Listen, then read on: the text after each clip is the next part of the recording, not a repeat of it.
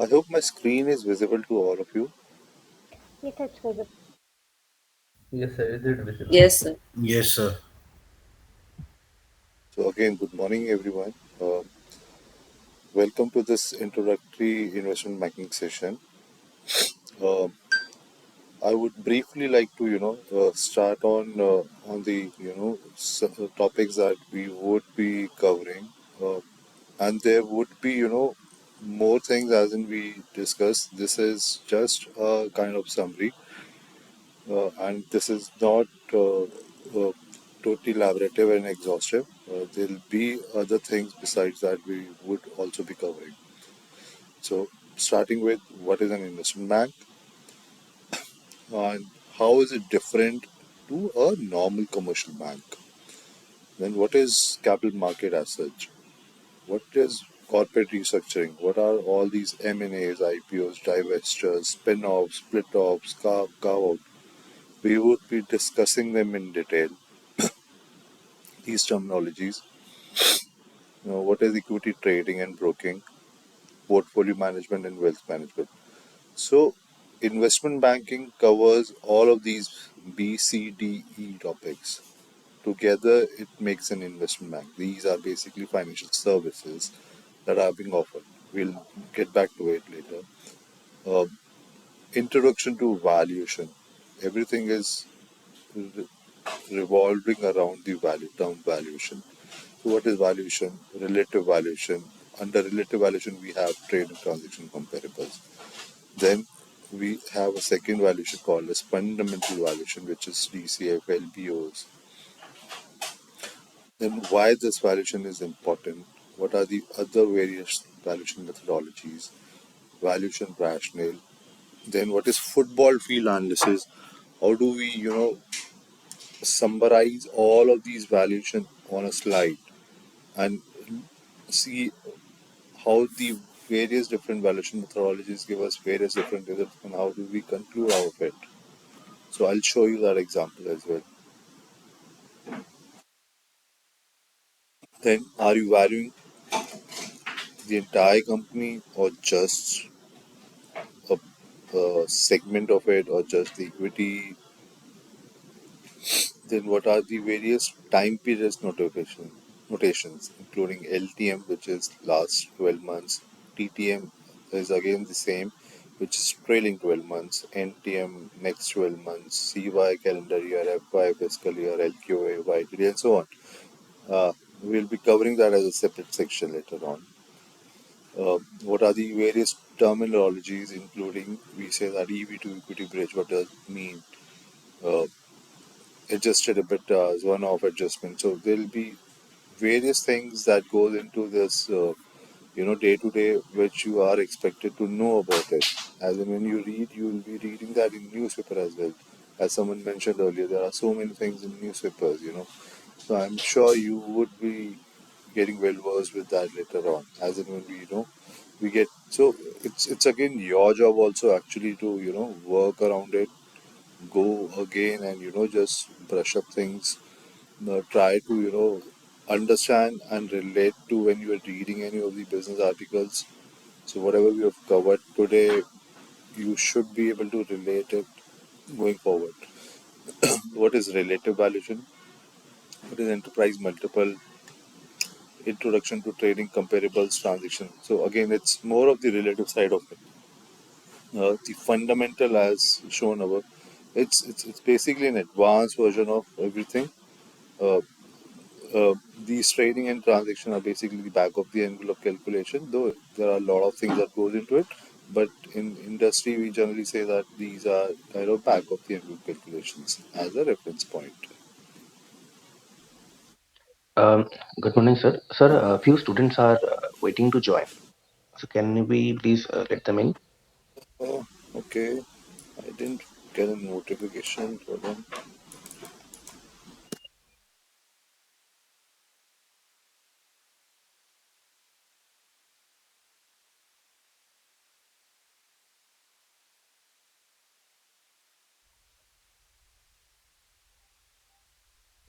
I'm so sorry. It's okay, sir. Sir, and also the recording is going on, right? Yes, it is going on. Can you? See, it is going on. Correct me if it's exactly this. Yeah, yeah, it is going on. Wonderful. Um, A few more are also joining. Like two candidates more, they are also there. just a second. Notification actually is not coming. That is Probably the I must have, actually, I would request everyone, from next session onwards to be on time because if you miss on anything, it becomes difficult, for you to again, interlink other things. And you would definitely miss on. So probably we'll wait for 5-10 minutes in every session and then probably we'll start. Uh, are there in other people expected or should we start? you can start, sir. So like if they join in between, I think just two more candidates are expected to join. Yeah, one of them is there. I think one or two more will join. Actually, the total number of students are around 70. So like 70. few more, yeah, like most of the candidates have the like office and college. Those who are not able to join, Okay. it's okay, sir. You can continue, and you can just increase the volume of the device. That way, if anybody comes, I think the notification will better come.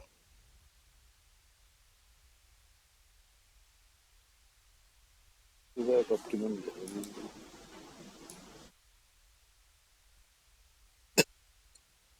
So again, I'll just quickly brush up on things. We have not started as such majorly, but there are a couple of things that we discuss in terms of what we'll be covering.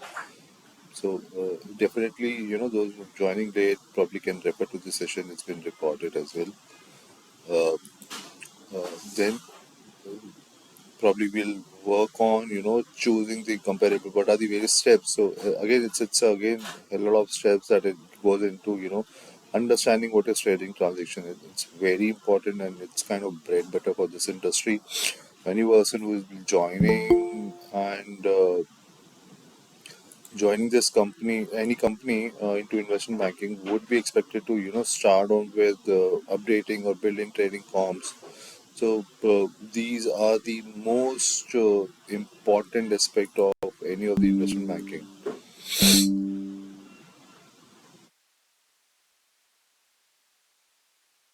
Then what are the various value drivers? What are various multiples? How so once we spread the financials, how do we interpret these? We'll be understanding that. How do we create an output? There'll be multiple companies that we'll choose. I'll get into that steps later. Then how do we interpret that value? What is the valuation range? Then again, how do we do use this output into a meaningful way and add it to the slides? The so pitch book is the basically a deck that we use as a marketing material. Uh, you'll able to understand once we start off this session. So now actually I would get into it. I hope my screen is visible, or you want me to enlarge it because I was Yes, expecting. now it's visible. Now is it visible?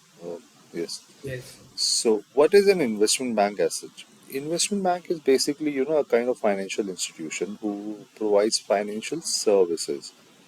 They work for enterprises, various enterprises, governments, individual, and any other kind of organization, maybe SMEs.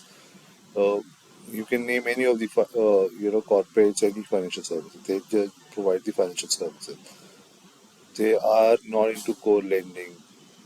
So basically, an investment banker's key activities include capital raising, equity research, uh, providing advisory services into derivatives, tradings, corporate restructuring, doing M&As. Again, M&As are part of corporate restructuring.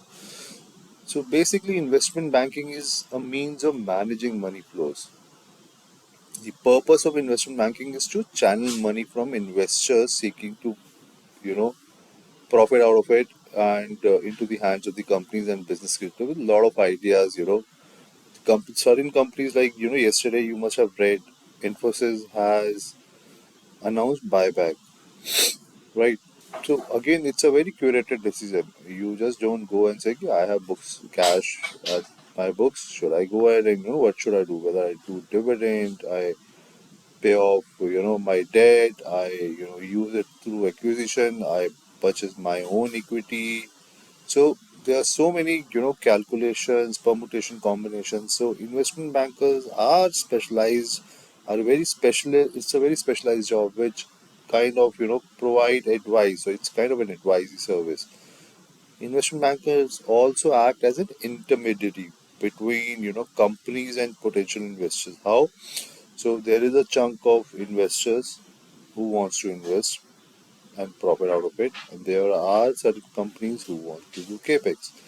So it acts as a liaison between them. So it's just a simple game of money changing hands, and investment banker charging a small fee out of it, and investment banker basically earn using charging these corporates maybe a small percentage of commission that varies between 0.1 to 8% depending on the kind of services are being offered. So I'll get that into detail and show you as in with examples of it. So again, investment bank, as I said, as an intermediary, so you can be either on a buy side or on a sell side. So it's mandatory to have an investment banker on both the side of a transaction, buy side as well as sell side. You cannot represent both buy and sell side as together because there will be a conflict of interest. So how? Let's try to relate it. Company A, or say Tata wants to. So it's an hypothetical example. I don't think so that will ever happen. It might happen, but not now. Tata wants to acquire Reliance, or Reliance wants to acquire Adani, either of it. So let's say Tata and Reliance.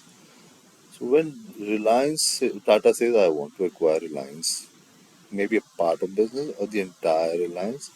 So what will happen is Tata will have to hire a financial advisor. So that will be a buy side investment banker. Whereas, say, if Reliance agrees and gives that expression of interest to at least consider that kind of proposal and say probably वो कहेगा मजे लेने के लिए भी चलो समझे तो कि होता क्या है भाई. तो मानी जी कहेंगे कि चलो ठीक है, I'll also hire an investment banker from my side. So now there will be two investment bankers in this deal. Investment bank will represent a Tata and the other will represent Ambani. So you cannot have one investment banker representing both. So it will be conflict of interest because what Tata will say that they will try to maximize their kind of investment opportunities by reducing the value of Ambani's, whereas Ambani will try to maximize it cash flow by increasing its value for its shareholders. So suppose if Reliance is trading at 2400, uh, currently Reliance is trading at 2400, hypothetical example, and um, Tata's will say, according to us, the valuation might be somewhere around close to 3000 or say 3200. Whereas Ambani will say no, it should be close to 5000, right? So that's kind of where the conflict might arise if I have only one side of it. So then there'll be a median point where both the investment bankers will get into have round table discussions, So now let's understand what buy side is. So this is a very generic and vague example so that you can relate to. I'll prefer to give you these kind of examples uh, and try to relate to the Indian context as much as possible. Uh, you are free and have the liberty to stop me wherever you have a doubt. Trust me, no doubt is a silly doubt. And a person who will raise that kind of doubt, trust me, there will be a n number of students will be having that, just that they are not able to speak up. So a person who will be raising that doubt will help address everyone's doubt. So again, as I said, it should be an interactive session, and it's you who will be benefiting out of it. You have to extract from me as much as possible, right? So what's the buy side? The buy side basically includes asset management, stock research, investment choices, financial motivation. Put in the is all about putting money into the market so that investors can get huge return. The sell side is in charge of raising funds and capital by selling or underwriting securities. As a result, the term sell side was coined. Capital raising assisted with them. So again, what I said was a very generic thing. Like we'll have buy side and sell side. So suppose equity research within a particular domain also you'll have buy and sell side. So there'll be an equity research house. Someone will be a buy side and someone will be a sell side. Sell side is more into selling your publication to the wider audience and garnering that interest. Buy side would be a fund house, right? Like a equity research uh, within their in-house. I'll say in-house equity research setup, not for those publications are not meant to be public. So understand. Any of you have read any equity research reports? Or do you have any understanding of that? If anyone can. Yes, sir. So what is an equity research? Why do we do that? Sir, it's basically an introduction to any equity about the company, about its future, its financials, and prediction about that products and everything. Wonderful. But why do we do that? So to give an insight and have a look of a better look of the company To for whom? forecasting No, for so any company for public. is it for yourself? So suppose you're an equity research analyst. So you are doing it for yourself or for someone else. So it might be for any institution or for any public who wants to buy or anything.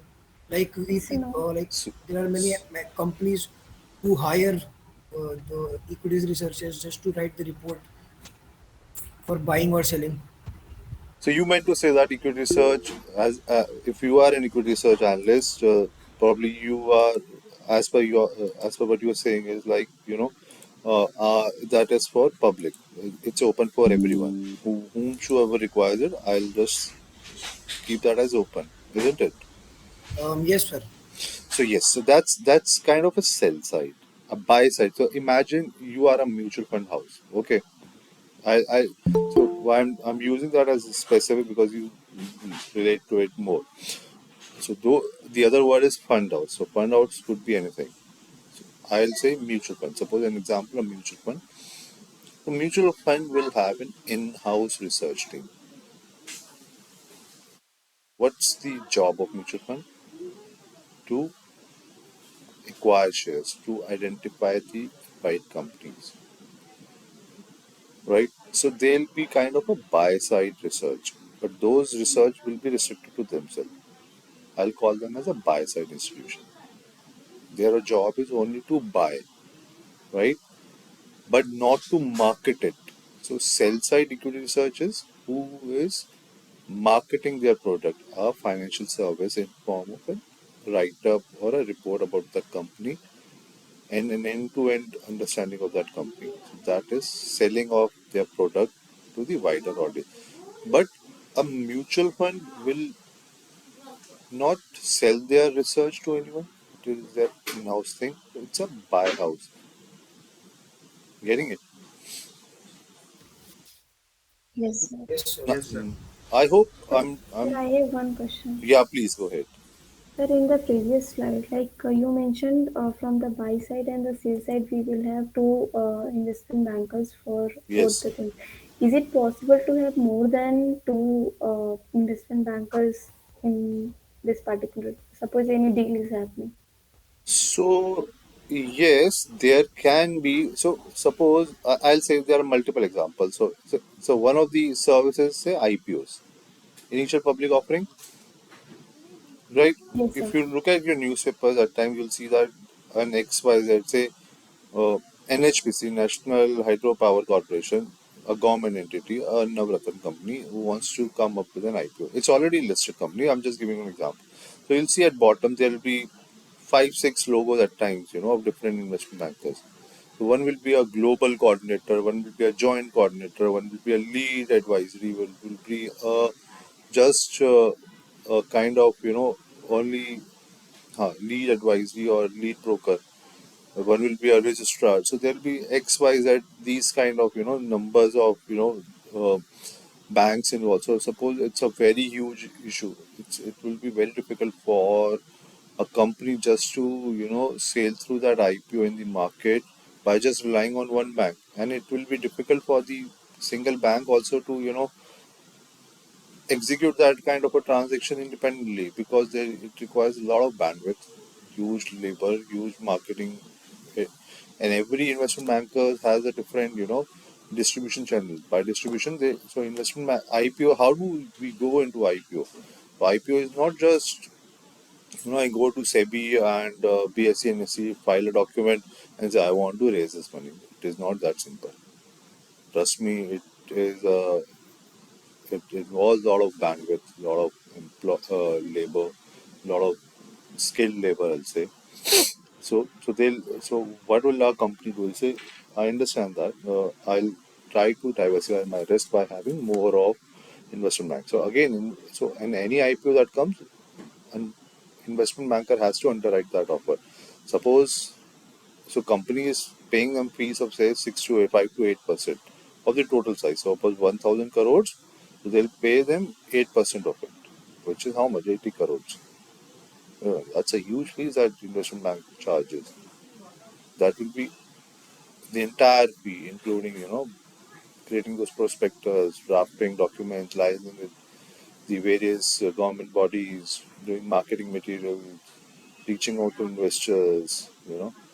So at the end, company say, fine, I'll pay you that, but I'll also want a kind of undertaking from you that just in case my IPO is not subscribed 100%, so you would underwrite it. You would be putting in your money in my offer and making it and we'll sell through it.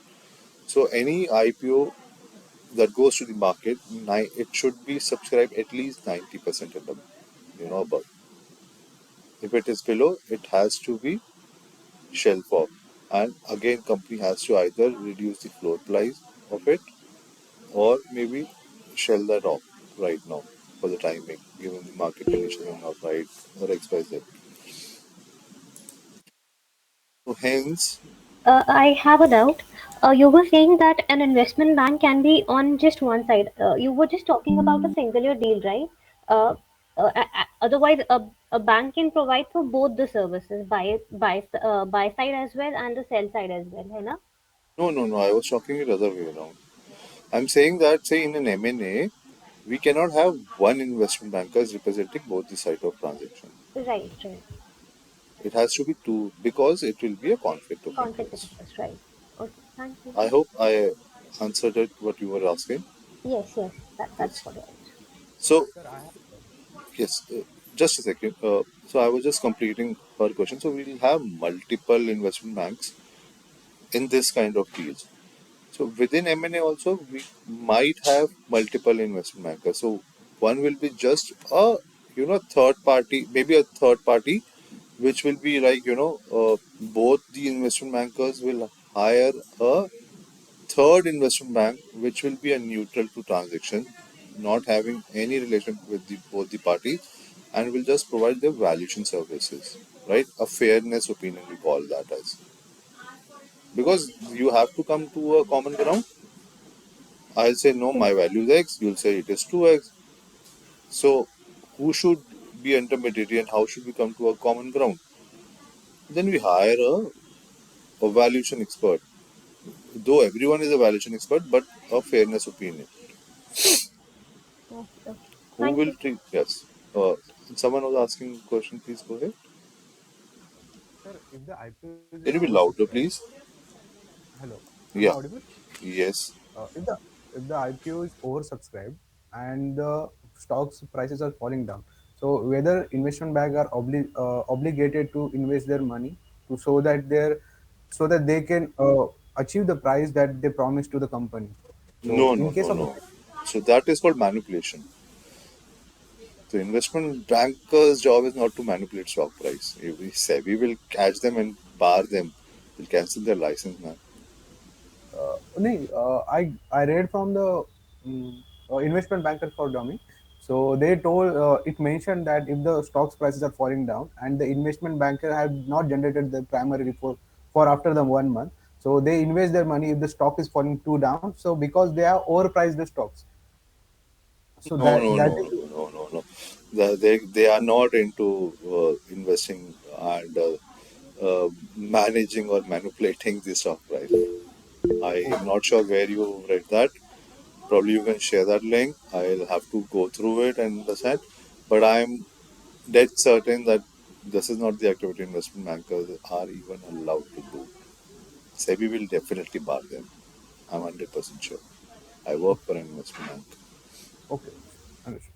So, Yes, please.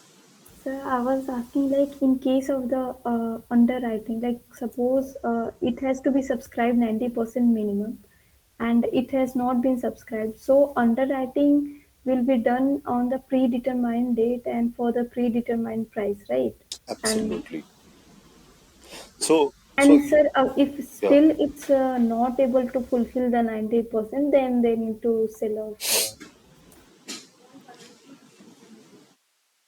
So, as I said, underwriting means that I am providing a guarantee.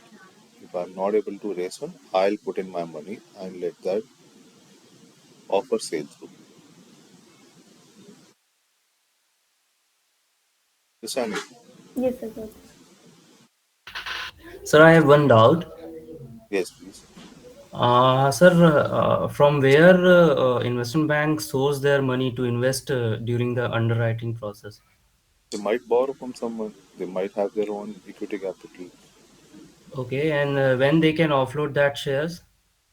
So there is a minimum period of lock-in period, which we say. And how they manage if they incurred loss on that IPO during the underwriting process? It's a business activity for them. Like uh, we when a person is into a business, he has to also incur losses at times and also gains out of that. So it's the normal business activity. They were very well aware of what they are getting into it. So that's the risk every business has in some form or the other. When they took that mandate to, help that company raise the funds, so they are certain about it that they'll be able to help. They were sure if they were very certain, hence they were able to take that mandate. And they knew the risk prior hand, right? Trust me, they are very smart bankers. Yeah, definitely, sir. Yes, please. Anyone else? So my doubt is investment banker uh, has to be what to say. They have the right to raise the fund if it is underwritten, right? Try to raise the fund if it is underwritten. No. Like if a IPO is released and it is not Subscribed. subscribed 90%, then they can invest their money. They have Invest. to. They have They to. have to. Yeah. Yes. Okay. Thank you. So now understand what is an investment bank and how is it different from a commercial bank. So do you understand? Commercial banking is like lending and depositing. So any commercial bank like HDFC, Yes Bank, ICICI, Indus, RPL, all these are commercial banks. So commercial bank primary job is taking deposit and giving loan, taking money and giving it to others, right? And then they have that spread. I'll take deposit at say 6% and I'll lend at say 8%, and 2% will make up my operating expenses and also help me, retain for some bad debts, and capital protection, right? So as we understand, capital commercial banks are what most people think of when they hear the term bank. An investment bank is not a commercial bank. Commercial bank only accepts, deposit money, makes loans, safeguard assets, work with many different types of clients, general public investment. To put it another way, commercial banks primarily borrow money in the form of deposits, as I discussed. Like, you have CASA, the saving banks, deposit, fixed deposit, recurring deposit, maybe, uh, raising it through corporation in the form of uh, short-term debt. That would be, time-based deposits, 90 days, time deposits, 180 days, 360 days, 270 days. At times also, they have the window from RBI, which we call as repo rate. Repo rate is what? The rate at which banks borrow from BI. Reverse repo rate is what? Is the rate at which banks lend to RBI. So you will see reverse repo is always lower than the repo rate. So if my repo rate is currently 6, so reverse repo will be less than 6. So hence RBI is also a central bank. They are also in the same process, same kind of business. So they will lend at a higher and borrow at a lower rate. So commercial banks are also referred to as a depository institution since they are primarily funded by deposit. So if any of you can correlate, if they have read through any of the financial reports of a bank, they'll have a lot of other income that they generate. So I'll just help you understand what are those other incomes. So other incomes could be providing services in the form of mutual fund investing. So the deposit goes to the bank, and they say, yeah, a commercial bank that I instead of this 6 to 8%, I'm not comfortable. I'm looking for long term, and I like to take more risk. Can you provide me a certain risk, but also a risk coverage in terms of that should not be a purely a risky asset.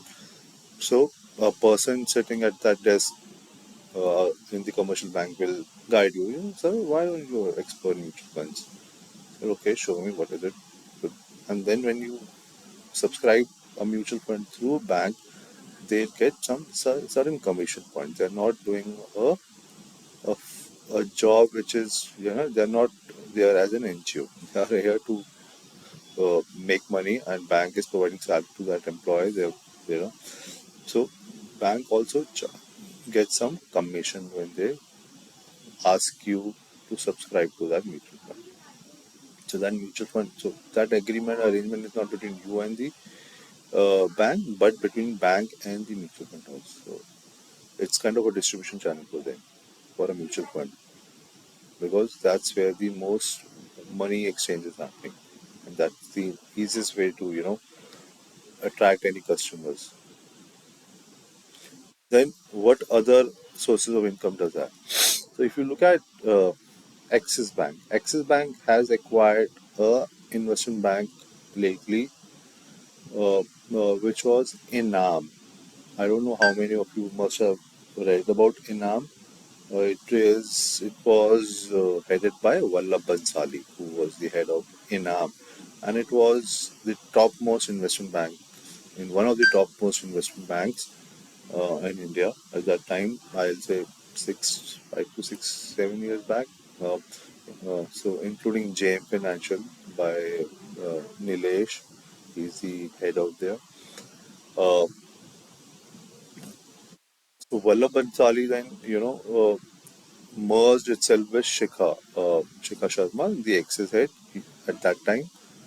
So Axis Bank didn't have that investment banking services, and they went ahead and did an inorganic acquisition. By organic and inorganic, I mean to say is inorganic is which you acquire directly. And organic is which I seed, like organic vegetable. I plant a seed, I nurture it, and I then grow it on my own. I put my capital, I started from scratch. That is organic. Inorganic, I acquire something, which is like an acquisition. I didn't have it, I went ahead and acquired it. So that's, So, yeah, please. so can you explain this part again? Organic and inorganic one. Yes, please. So you eat organic vegetables on a regular basis, right? What are the organics? Where you are sure that someone has put a seed, sowed a seed, poured water, didn't use pesticides or not. Just organically, grown that from a seed to a plant, right? So when a company, say Reliance, wants to venture into retail, if you remember, Reliance Retail started with Reliance Retail.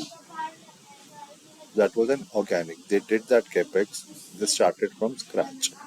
They opened a lot of Reliance Retail outlets. Now, what is the company is doing? It is growing. So they have already started with. Now they are acquiring brands. They are doing inorganic acquisitions. You'll see they are acquiring a lot of Hemleys. They acquired recently. Hemleys now is not their brand.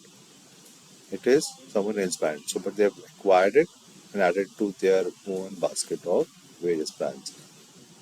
So that is inorganic. So it's kind of, at times company do it as a diversification strategy, um, vertically as well as horizontally. Uh, what is uh, growing vertically and horizontally means? So when you are going in the same vertical streams, same segments, it is called horizontal growth. Maybe acquiring a similar company and doing similar set of things. So Ambani did acquire ACC and Ambuja right now, right? That is called as, what would that be classified as? Anyone? Inorganic, sir. Horizontal. Correct. That's absolutely correct. Inorganic, sir. Yes, that's correct. That is called as inorganic acquisition. And say um, if you have uh, so these are, I was not talking about inorganic. I would like to understand whether those are vertical Gentle. or Horizontal. horizontal. Like they are not in the same business. So So I'll not say they are neither vertical or horizontal, though it will be called as vertical only. Horizontal can be only on the same line of businesses. So say, I'll give you an example. For a vertical acquisition. So vertical is basically acquiring another process line. So any product that's been manufactured, it goes through various stages of cycle. As say a Maruti manufacturing a car. Does Maruti does it makes each and every spare part on its own? I don't think so. For that they have a lot many small scale industries. Like we have Minda Industries, which might be into provide making just the headlights or the lamps or the electric fittings. Then we'll have say Jamna Auto, which will be purely into shockers. Then we'll be having Igarashi Motors, which will be into providing those electrical uh, ignitions where that helps to kickstart a motor, that rotary tree motors. Then we'll have another company which will be into purely like Bosch, will be providing uh, rubbers, these wipers and other things. We'll have Saint Globe and glasses. So Maruti will provide contract to all of them to provide these particular segments. So suppose one day Maruti went ahead and acquired Bosch. So that will be called as integration, vertical integration. Why? Because they are acquiring another set of line.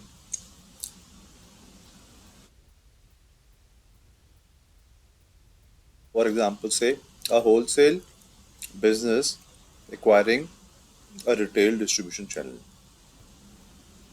A company is only into B2B and wants to get into B2C as well. B2 is business to business, B2C is business to consumers. So they might acquire that distribution channel. Any further questions on that? No, sir. No, sir.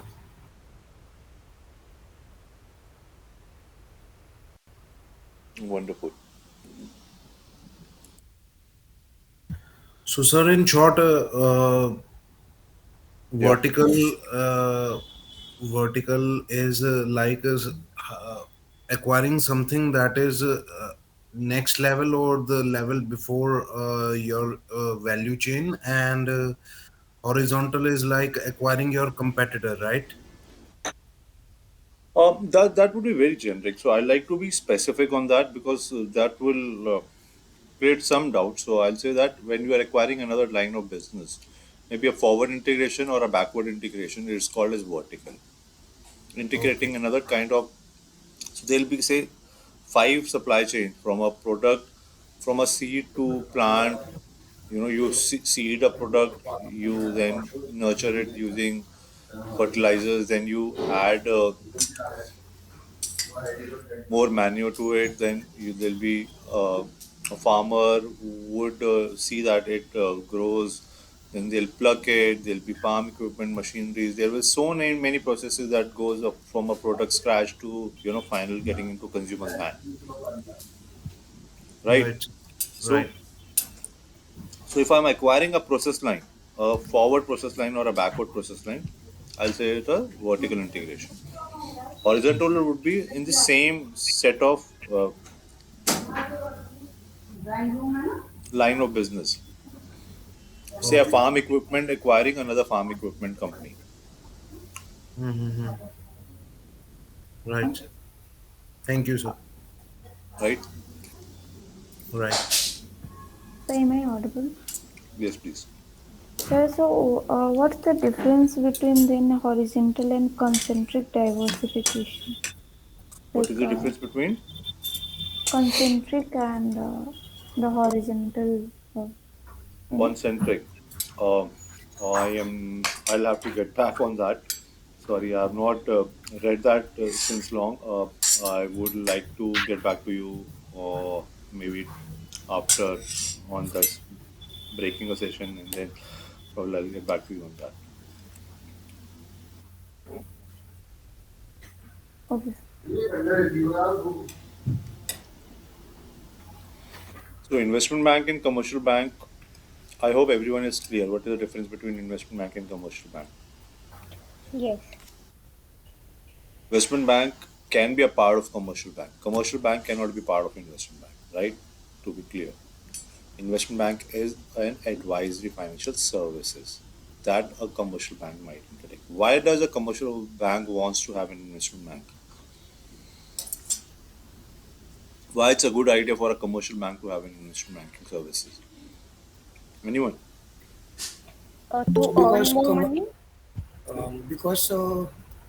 the commercial banks have a great corpus and they would like to have invest. Okay, that can be one point. Anyone else?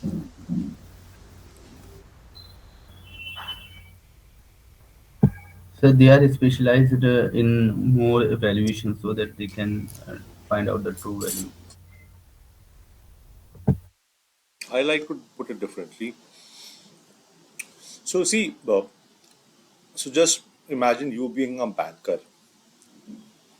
At the end, what you have to do is you have to justify your salary. You have to earn for bank as well, investment bank, so that they keep on paying you salary.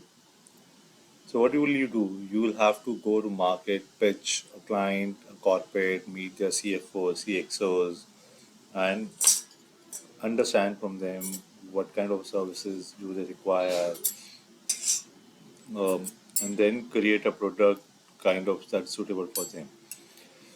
So imagine a commercial bank who is into lending, and the lending. So they have XYZ number of n number of clients. They have a database of all the clients. They understand who is paying loan timely, not paying timely, who is acquiring first. So you'll have to go to bank if you're doing acquisition. You need to raise resources. You have to leverage at time. So commercial banks will have those information ready, right? So it becomes very easy for them to actually pitch those right product to the corporates, and they already have that established relationship with them, right? So SBI cap. Sir, someone is trying to join. Sorry, I didn't see that notification. Thank you.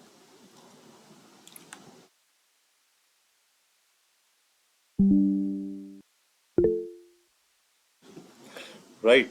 So SBI, SBI's investment bank is called as what? Anyone?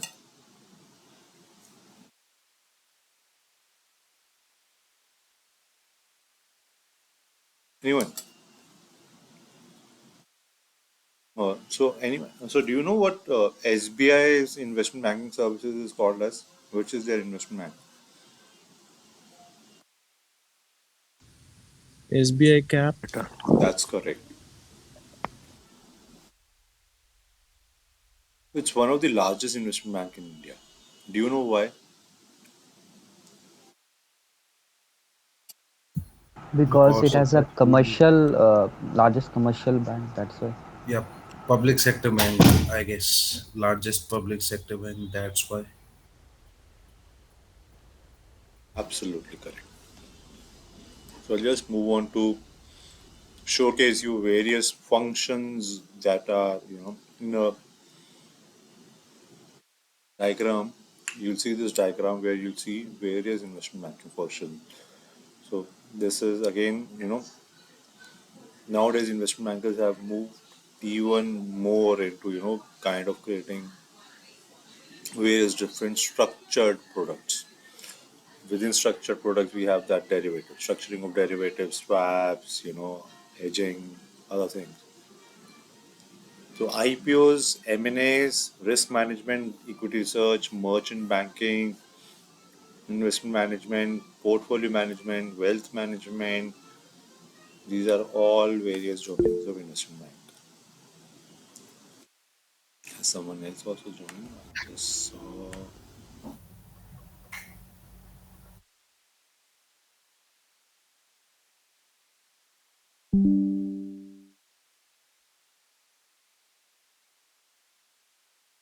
How the investment banking is different from the investment management. What investment management? Like within banking, you mentioned one of the Okay, segment. oh yeah, here investment. I'll come back to that. We'll discuss that in detail. So, sir, is merchant banking a part of investment banking, or is it So also a yes, separate division? so merchant banking comes under investment banking only. Okay, The merchant banking will be purely into, valuations, IPOs and right, Hello, sir. sir. all regulatory. It's a basic merchant banking is basically a license that they have to acquire from SEBI to do these activities. Like for selling mutual fund, you need an certification from MP, right? Right, sir. Similarly, to do merchant banking activities, we need a merchant banking license from SEBI. Someone had a question. Sir, do these investment banks have any role in pricing the derivatives that are traded on public markets? See, I'm not an expert on the derivative side of it, but if I correctly understood your question, pricing of it. So if there is an active market, so it is the market who determines the prices. But if it's kind of a structured product, then probably they'll determine it. What is the premium they are charging? Depends on how active that market is, how many buyers seller are there. So, sir, these banks take the responsibility of credit risk and everything in OTC and swaps.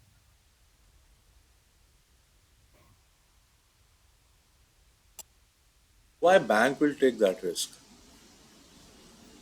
Sir, because they are being a mediator somewhere.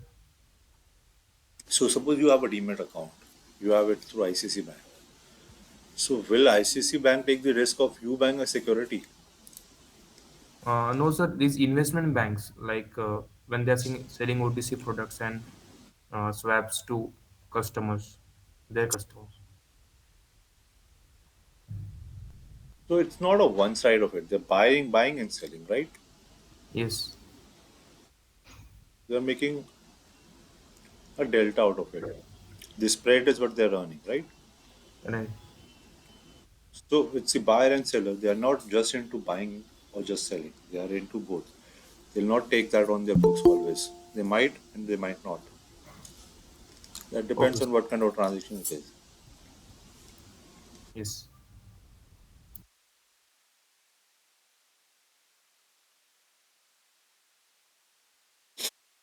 So capital raising. So I'll just walk you through various roles that investment banking has. Capital raising. This aspect of investment banking function assists business and organization in raising funds from investors. This is usually a company accomplished by selling stock or debt. That's only the two form of raising resources. It is also known as underwriting.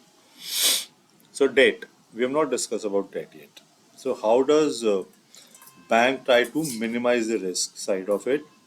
Suppose uh, Reliance goes to uh, uh, SBI to raise certain funds. So what will SBI do? So either it can take the entire exposure on their books like Yes Bank did with various corporates, or what it will say that okay, I'll give you money, but they'll at the same time SBI will reach out to other banks, 10 different banks say, and they'll float that and say that this is the rated bond that Reliance wants to sell, and if any of you would like to come along with me, tag along with me and participate in that kind of round of funding, you might have to invest X my or let us know how much you want to invest. So you'll see in that kind of when corporates go to banks to raise debt, they might be reaching to one, but there'll be other banks also providing money to it. So SBI say, I'll not take the entire risk. I'll reach out to other banks also. So Yes Bank made that mistake. Hence, they had a huge exposure to few corporates, and they went down. That's the reason banks generally try to be a bit risk averse. At the end, they have to pay back the depositors. Well, do we call it syndicate banking? Absolutely, that's the word I was looking for. Thank you.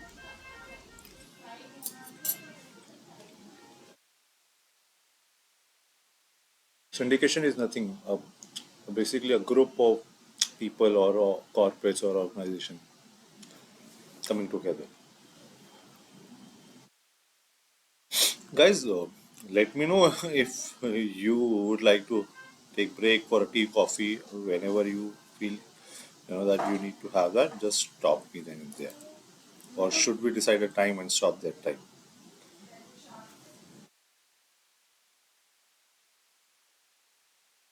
It's a 4 hour session, right? Or you want me to go stretch it for 4 hours continuously? No, let's decide the time for a break. Please, yeah. 10 a.m. 10 a.m. 9:30. 9:30. Yes, let's do 9:30. 10 minutes. I'll say let's have two breaks of 10 minutes rather than having a longer break. Have shorter breaks, then come back so that you refresh yourself. Have coffee, tea. Freshen up yourself. Right, sir. Wonderful. Thank you. I hope everyone is able to comprehend what I have covered here. Let me know if my Yes, sir. I need Yes, to sir. Yes, Yes, sir. sir. so everyone is from a different background, as I understand. Um, I know there'll be few people, so hence I'm just modifying my pace accordingly. Let me know if I need to increase my pace or reduce the pace. I think this is perfect. Perfect. Okay. Wonderful.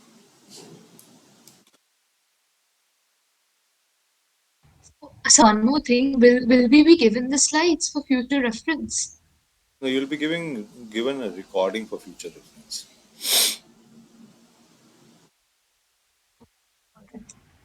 So I see these materials nowadays. Materials are available anywhere. At a click. These materials is not what we are here, but just I'm here to actually. So this you could have gone and read through in Google in any of the books anywhere. This is not that a rocket science or I have created everything. I'll also have leverage somewhere. The thing that we are covering over here is providing an insight into what investment banking. I'm just sharing my experience of working with investment bank for so many years, and how is it giving you exactly picture of it. How does it exactly work? What are the various different examples to it? How do they do? I'll just this is the session is more. That's the reason it's more interactive. It's not just a bookish knowledge that you would be acquiring. It is a kind of a practical exposure and insight into the investment bank. How can you build a career out of it? So that's what it is. So if you pay attention, you would not require that only. uh, Financial advisory, as we have covered in past, and I'll just reiterate again. An investment bank firm is engaged to assist a corporation or a government undertaking in many financial resource management choices. They also advise on whether to purchase, sell any assets. They also kind of sort various investment banking deals, whether there'll be n xyz, buy or sell side reaching out to corporates, whether you have provide expression of interest. They at times a corporation might not have the uh, bandwidth to understand, do deep dive, analysis of that deal, or a corporation that they'll hire, say, if you can help me, you know, understand the true picture of this deal so that I make an informed decision. So, a corporation or an enterprise or a large corporation, any will like to have, outsource the services to an investment bank, which will be called as financial advisory. So they are not into buying and selling of business or corporation, right? That's not their primary job. The primary job is what they are, what's their legacy. So an IT company is supposed to build on softwares and market their software. Their job is not to acquire another company.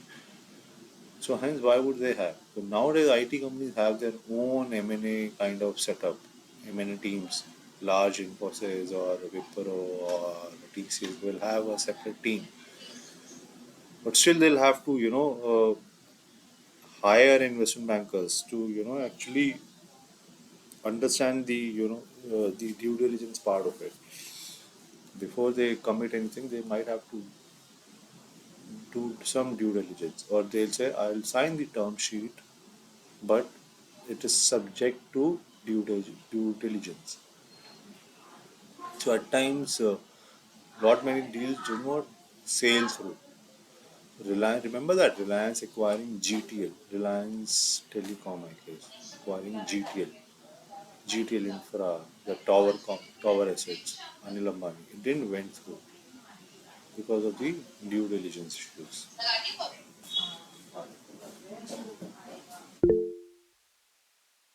Someone else has I just heard a thing. Sorry.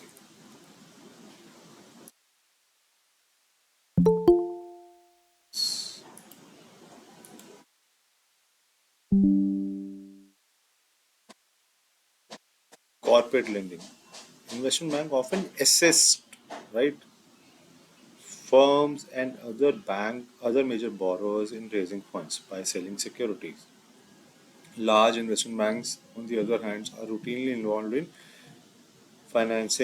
making financing arrangements to their customers, sometimes short-term loans, referred as bridge loans, to keep a firm afloat while another deal is being finalized. So, what is a bridge loan? Try and understand. If you're acquiring company X, acquiring company B, right? They will have multiple options to acquire that company. Some will be, investing your own money, which will call as equity, and someone will be taking loan, and someone will be leveraging the company that has been acquired and acquired debt on that books, which we call as LBO, leverage buyout. I'll come to that later on. So there'll be multiple, mix of things to structure a deal, multiple sources, either equity or debt or mix of both. So bridge loan is a short-term loan, which banks say that I am providing you as a bridge capital till the time you make a definite arrangement of your finances. It will always be less than 1 year. Then sales and trading. So investment banking also have their trading desk terminals. So in the business of creating financial products to be purchased and sold, investment bankers are a clever and imaginative bunch of people. These bankers are expected to purchase and sell stocks and other financial on and also on the behalf of other financial institutions or instruments for their customers. So there is a movie right now which was based on Lehman Brothers. I don't remember the name. Someone can help me with that. Sir, The Big Short. Big Shot. Remember the ones that when they had a board meeting. If most, I would suggest everyone to just watch that movie. Uh, so in that movie, a rocket scientist, actually a rocket scientist, helped plug the model which was not up and running, and when he plugged that loopholes in that model and make it up and running, he figured out that bank is about to collapse because it's over leveraged. It is not supposed to have certain complex derivative instruments on their balance sheet which they were having, hence anything could have happened. So it was showing a risk warning.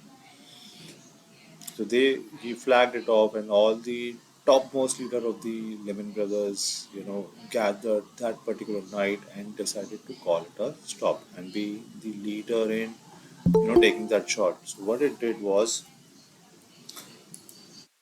it asked its dead team to just sell the product, not buy it. So earlier they were in the process of you selling certain bunch of complex securities, and in the exchange you're buying certain assets from that. You kind of you're doing trading, buying and selling, not just buying or just selling. But today, on that particular day, Lemon Brother just sold off everything. They tried to sell every piece of junk asset that was available on their balance sheet.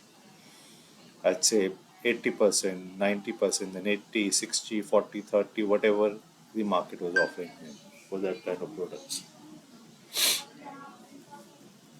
So isn't the movie Margin Call? I think you said Big Short beforehand. Isn't Big Short about the housing market? Yes, maybe well, Is that it could be margin call. Big Shot was on that yes, Big Shot was actually kind of a documentary, right? Yes, Yeah, it sir. was about the. Yeah, it was margin call. Sorry. Thanks for correcting. It is margin call, yeah. Brokerage service. Brokerage services are offered by some investment banking firms which keep customers access to or assist them in trading. ICC has a broking service as well. Also, an investment bank. Research. ICC also has a research, equity research house. So, any investment bank who has a broking service will have a research house for sure, equity research house. So basically, investment not only help or aid the institutions in selling securities to investors, but also help them assist, provide advising through these reports in purchasing securities. Many investment banks have research departments that advise clients on whether not to acquire a certain investment.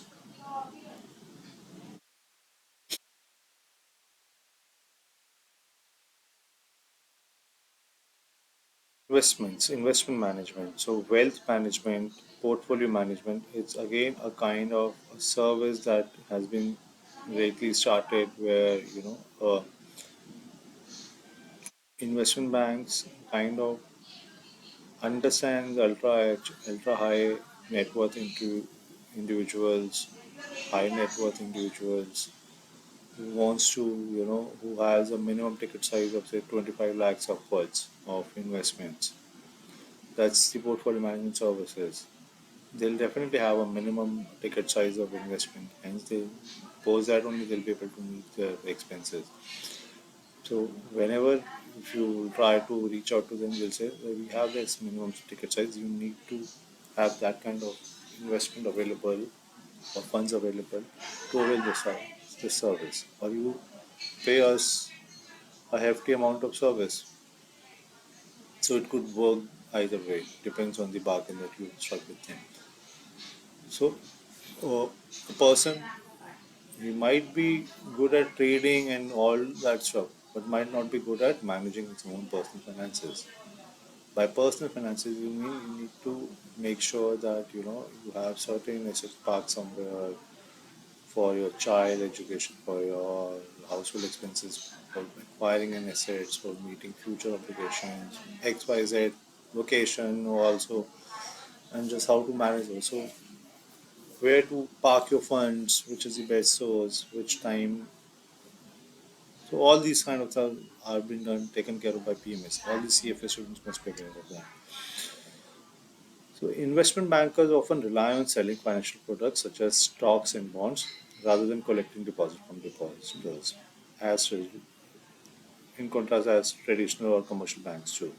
This process is also known as underwriting. Investment bankers raise money by selling financial instruments to investors, which is then distributed to people, businesses, and government that may put it to a good use. So, uh, if I have to summarize what investment banker does is, it's basically providing.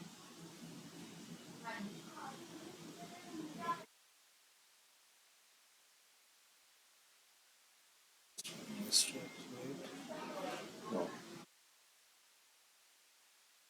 So yes, investment bankers provide all these kind of services, as will all capital market related activities, all corporate restructurings. We'll cover the what are the various corporate restructurings, equity trading and broking, portfolio management, and wealth management. So, if anyone has any doubt on the things that we've covered up till now, so I'll tell you what is the relationship between all these things. So, imagine we discussed about the IPO process, right? So, merchant banking, any bank which has a merchant banking license is only allowed to do an IPO, right? I provide that IPO services. So suppose a company wants to go for an IPO, they hire a merchant bank. So how do the companies also identify which? So there'll be multiple banks pitching at the same time. There will not just a bank. You'll have to compete within various merchant banks. So how do a company choose a bank, a merchant bank? So that I, example, I want to go with Nomura or Jeffries or Bank of America or Morgan Stanley or say JM Financial, SBI Cap, Axis. There'll be all these banks pitching together, Kotak Bank. So what a company does is they'll hear them out, they'll understand what kind of deals they have to do, what is the setup they have, whether they have all things in-house or whether they only provide one kind of service. So any company would like to have an all in-house setup so that everything is integrated and have a better coordination. By coordination, I mean to say merchant banking will one merchant bank will have a division where they'll help the company create a document which we call as draft reading prospectus (DRHP). That will go to SEBI for its approval whether they can go ahead. They'll just so SEBI will come out. You'll have to disclose these further activities. So there'll be so much licensing. Then there'll be once that has been given a go ahead, you'll have to market your IPO. How do institutions and HNIs, retail institutions would subscribe to you? So you'll see that there is a specific quotas allocated in say out of 100%, 30% might be for retail, 50% might be for institutionals, and 10 20% for HNIs, and so on. There'll be a pre-anchor investment round where they'll say to give strength to retail investors that some already big short investors are already on the board. तो what retail investor will do, अच्छा ये लोग पैसा invest कर रहे थे मतलब अच्छा ही होगा यार, ऐसे तो है नहीं ये लोग पागल तो नहीं अपना रिसर्च करके लगा रहे, फॉर श्योर अच्छा ही होगा, ठीक है उनको थोड़ा सस्ते में मिला होगा बट कोई बात नहीं, मेरे को भी money I also have lot of plenty of opportunities to invest in that. So that gives a strength for retail participation. So similarly, so this is kind of a broking or institutional test they have to market this IPO. To so they have a database of all the potential investors who invest in particular sectors, this kind of size of the businesses. So every fund house will have their own kind of uh, benchmark or thresholds to invest. Some will say I'll not invest in a company which is more than this size. Some will say I'll not invest in a company which is less than this size. Some will say I don't invest in that particular sector. Some will say I only invest in that kind of sector. So hence an institution will have all those information. They are in constant touch with them, and they meet over drinks and all. Then they do a road show and me call them to any five-star hotels over drinks, cocktails, and present them, call press for PR coverage. Then you'll have what do you call this? Yes, uh, institutional or a broking desk. So broking desk will cater to the retail side of it. Institutional you have, then you have a broking desk, which will have XYZ number of demat accounts. Will do a marketing of it and investor note to all their subscribers who are having demat account with them, right? So understand, you are able to understand the setup. I'm not sure if you are able to comprehend. Maybe you can just stop me anywhere. So I'm just giving you my Sir, picture of what investment bank is. Yeah. sir, I was saying it was not a bit clear. Like first thing, like how any like companies will decide if there are like more than one investment bankers, like banking firm, and you mentioned if like first criteria we can mention like if they all the services are provide one is providing at the Yes. same place Yes. There are and other things like how many deals have you done in past, right? Then, so if you have done these deals, tell me how these deals went through. What is the current prices of that deal? How much return that company has given post listing? So Paytm is a classic example. 2000 stock dumped to 500 or less than 500 as well. So any bank, those banks who would have been involved in that was, so market knows it. Now they have overpriced that issue. So would you subscribe to that? The investment bank involved in Paytm, and now suppose they are again coming an IPO for another company and they are involved. Would you like to be a part, put your money in that company in which that investment bank is involved? Not at No, sir. all. Exactly. Similarly, corporates work that way. So Paytm had to raise funds through foreign investors, right? Hmm? Can you repeat that? Paytm had to raise funds through foreign investors as well during IPO because they were not. See, I have not used any term as called domestic or a domestic institution investors or a foreign. I have not used that word as of now. For me, investor is global investors.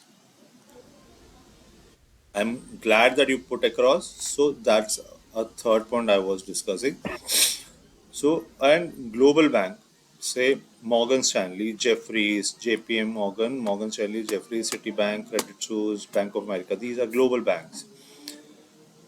So they have a USP. Say, we'll not just market your issue over here. We'll market it across the globe because we have offices across the globe. We have investors across the globe, right? So these are the various factors that corporate would look into.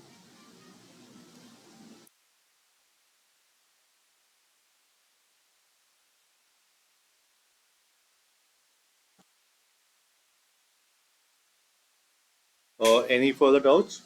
Uh, would like to break over here and then we'll discuss on the corporate restructuring activities before we move ahead. Any questions up to now? Sir, No. can we have your background a bit and can you just explain the day of an investment banking banker, a job like a person who does the job, how he starts his day and stuff? For sure, I'll cover that post breaking when we Thank you. resume from break.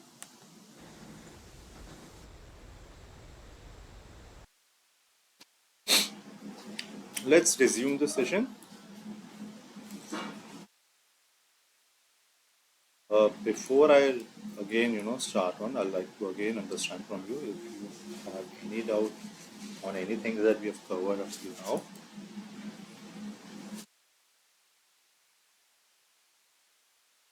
Anyone?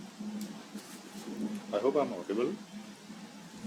Yes, you're Yes, sir. audible. You could confirm me. Okay. Since you don't have a question, let me just start with various corporate restructuring activities. M&A. So, what is corporate restructuring? So, corporate restructuring is basically aligning uh, the corporate structure in, a, a corporate has an org structure, right? It will have a parent company, then we have various verticals, maybe, various brands, and each brand operating under various subsidiaries, right? So at times, certain assets becomes core and certain become non-core assets, right? So a conglomerate becomes so huge that it is unable to, focus or, have all their resources at the right place and at the right direction. Okay. So, for example, uh, Kumar Mangalam Birla said once that it will prefer to be market leader or not to be in that kind of business. So what does that mean is, so if there are market in the market, if they are number one or either number two, then only they'll be willing to be invested in that business or they will exit out. So over the years, corporate becomes so huge that it needs to again try to refocus its all resources on those assets which are giving them higher returns. So hence corporate try to restructure also. And there are other reasons also, including, if you must have heard about ITC. Yes, sir. Yes. Of course. Yes, sir. So Yes, why sir. is the what is the buzz around ITC? Why it is, it's like a white elephant. If it runs, it does not see whether what kind of weather it is, what is the tailwind, whether market is outperforming or underperforming. It just runs. So ITC is also a classic example. So So I ITC guess is it's spinning off its. precisely. So ITC, the buzz around is that it might spin off its few divisions, including IT, including retail, not FMCG, because FMCG is still growing and it needs cash, so it will be backed always by the cash cow, which we call as the tobacco business, the cigarettes. So cigarette business is a huge cash cow. It gives them huge free cash flow, which enables ITC to invest in multiple assets. They have built a lot of verticals using those cash. They have invested in that, including FMCG, including hotels, including IT, including that micro. Uh, there's another vertical where they have that Inchopal kind of setup. Now, if we value these business standalone on a standalone basis, you will see ITC value might be more than 500 as compared to 330. Why? Because a market would always value. There's a lot of noise. If someone can mute themselves, thank you. So ITC. So any investors would like to value a business which is purely into that particular vertical and will always give a higher valuation to that rather than a group of sector. So that's called sum of the parts. So breaking the business, how does the equity research model works? Is they'll do what? How do they do value? They'll break them into different parts, and then they will value each business. They'll have certain discounts, sum it together, and then they'll say this is the total value and this is the target price. But had that business been on standalone, so that discount would not be have applicable. For example, I'll talk in terms of financial things. PE. So price to earning ratio, everyone must be aware of it. So it is price divided by EPS, current price divided by uh, annualized or LTM or FI plus. For generally valued on FI1, FI2, forward 1 year forward estimates. So FMCG companies in India trade at a average P multiple of 70 PE, whereas ITC is trading at a multiple of say 30 PE, right? So had it FMCG business been a standalone, it would have been trading at a P multiple of 70 rather than 30, right? So that's 2x, more than 2x in that. And say IT would have been trading at a P multiple of say 40 or 35 or 40 compared to 28-30 that it has right now. Similarly, hotel would have been trading at a higher multiple then, because when we sum them up together, the valuation, because not all the investors would like to be would focus their investment in a conglomerate. They would like to have their investments in a specific sector, specific company. So that's the reason the company, over after attaining a scale and size, they would like to spin off, split it off, carve out their divisions and make it a separate legal entity. So what is divestment? Sale of assets. So what are various kind of divestments? Maybe sale of assets, spinning off a particular division, splitting it off. Hold on, someone has joined.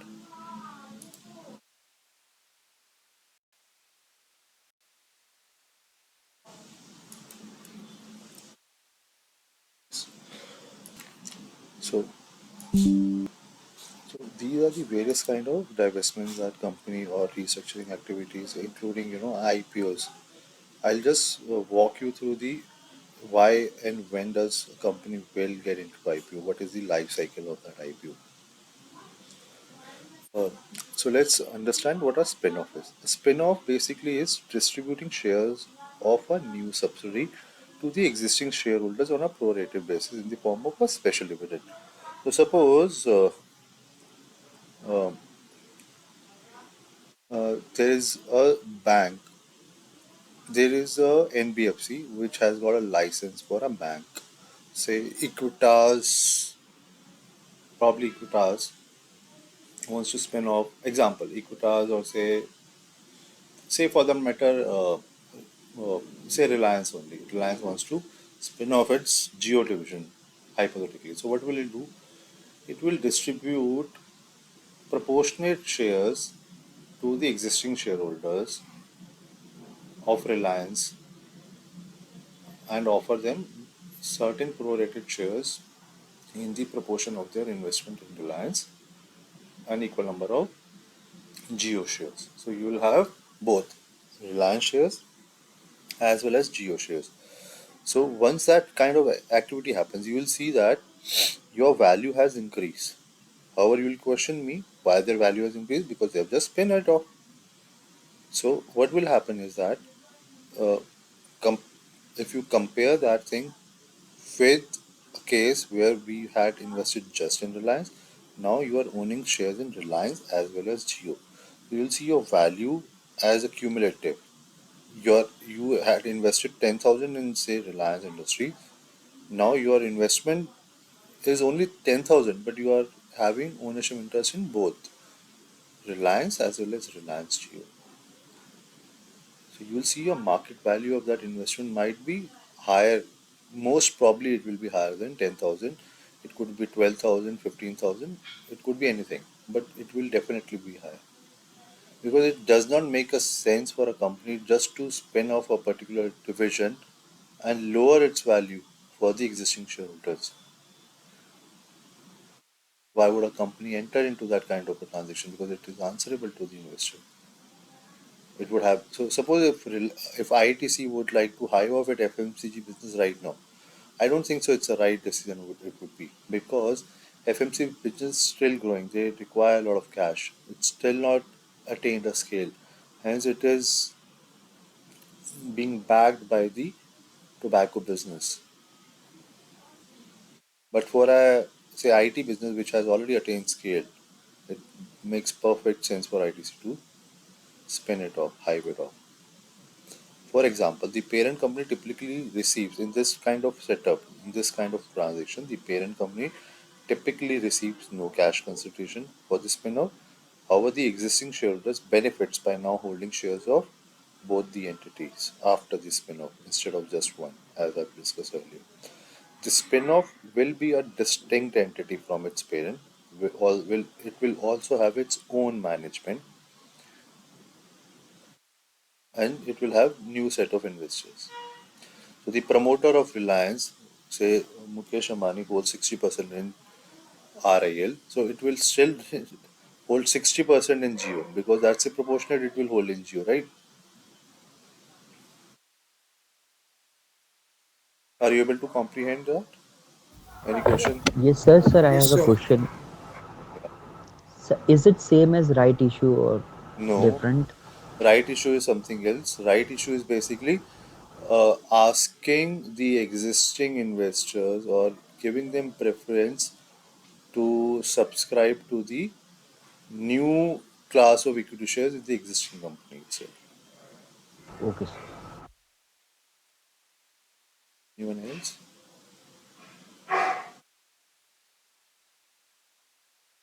So basically, in US, it's generally a tax free to the company and its shareholder if certain conditions are met.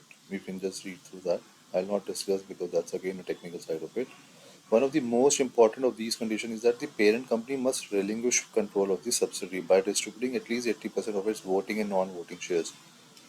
So that's the reason it will have its own management and it will be a distinct or a separate entity.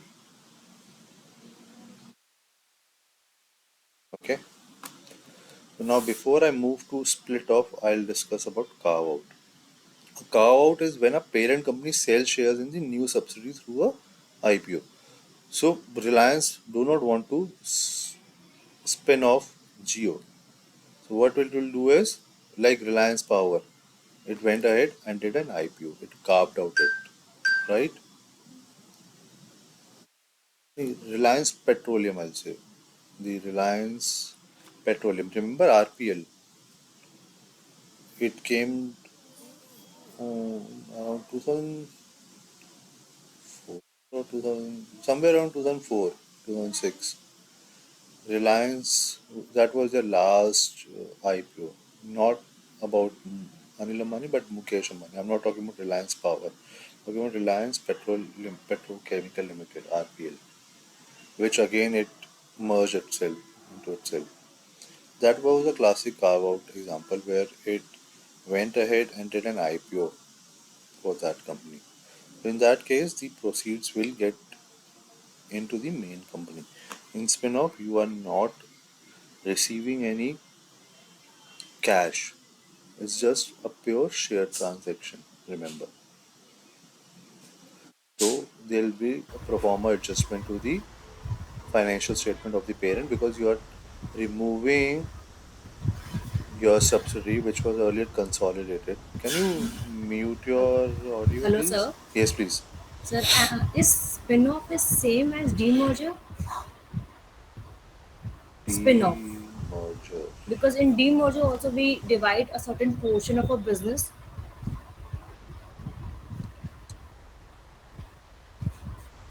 Yes, it can be. Okay, sir. You're demerging two entities Yeah, into yeah. another. Like Titan has demerged his jewelry division or something like that. So it is a kind of spin-off only, na? Yes, so it will have to give shares in equal proportion to the Yeah. existing shareholders of that. Not in equal proportion. It is in proportion of the assets we have transferred to the demerged business. Exactly, like the proportionate share, right? Yeah, proportionate share. Yeah. So carve So out is, wherein yeah. So basically, we can say that demerger is same as spin-off. Yeah, these both are same thing, same thing only. So yes, so demerger is a very wider term. Within that, what they are, what is the structure, we'll have to understand that. Okay, sir. So carve out is when just described. Carve out will receive the proceeds because So, you, sir, is yeah, go ahead. sir, is carve out same as offer for sale, OFS? No, offer for sale is something else. OFS is kind of a follow-on public offering, which has been given to by the existing shareholders. It is not an FPO. It is like existing shareholders selling their own shares. In the OFS, company will never receive any proceeds. Okay. It's only the selling shareholders that will receive. So if Mukesh Ambani has to do an OFS, so it wants to do a 2% OFS. So from 60%, its shareholding will get reduced to 58%. So only 2% of its equity that So basically, is taking out profits from there. profit is a different term as together. How do we relate to shares and profits together? They're not doing trading. It is not profit. So can you explain OFS Offer meeting? for sale. OFS stands for offer for sale.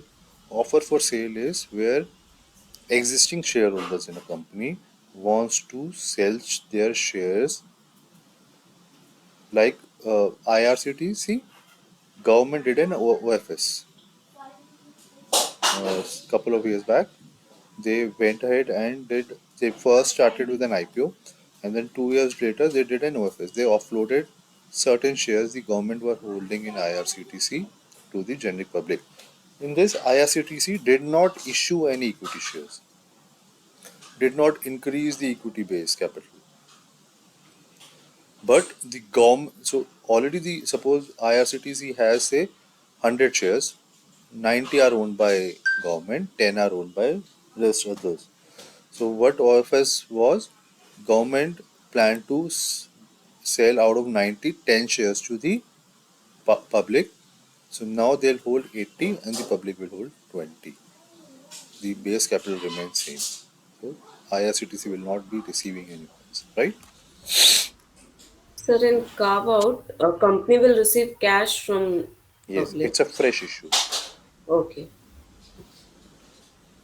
I just have a doubt. When we are talking about spin-off, the investors are going to get shares in both the parent and the subsidiary. But when we talk about the carve-out, is only those investors are going to get the shares in the subsidiary who are going to sell their shares, right? No. So No. spin-off, you already have shares in your parent. Now you'll also own shares in the spin-off entity. Whereas in carve out, you will continue to remain invested in the parent company. However, parent company will receive the fund. So suppose Reliance did a Geo carve out. So Reliance will not distribute you any shares of Geo, Okay. but to So the generic public, where they'll ask the generic public to subscribe. So in that case, Reliance will directly hold interest in Geo. If it would have been spin off, Reliance would not have hold any of the interest in Geo. It would be the only the existing shareholders of Reliance who would be owning Geo. okay, got it.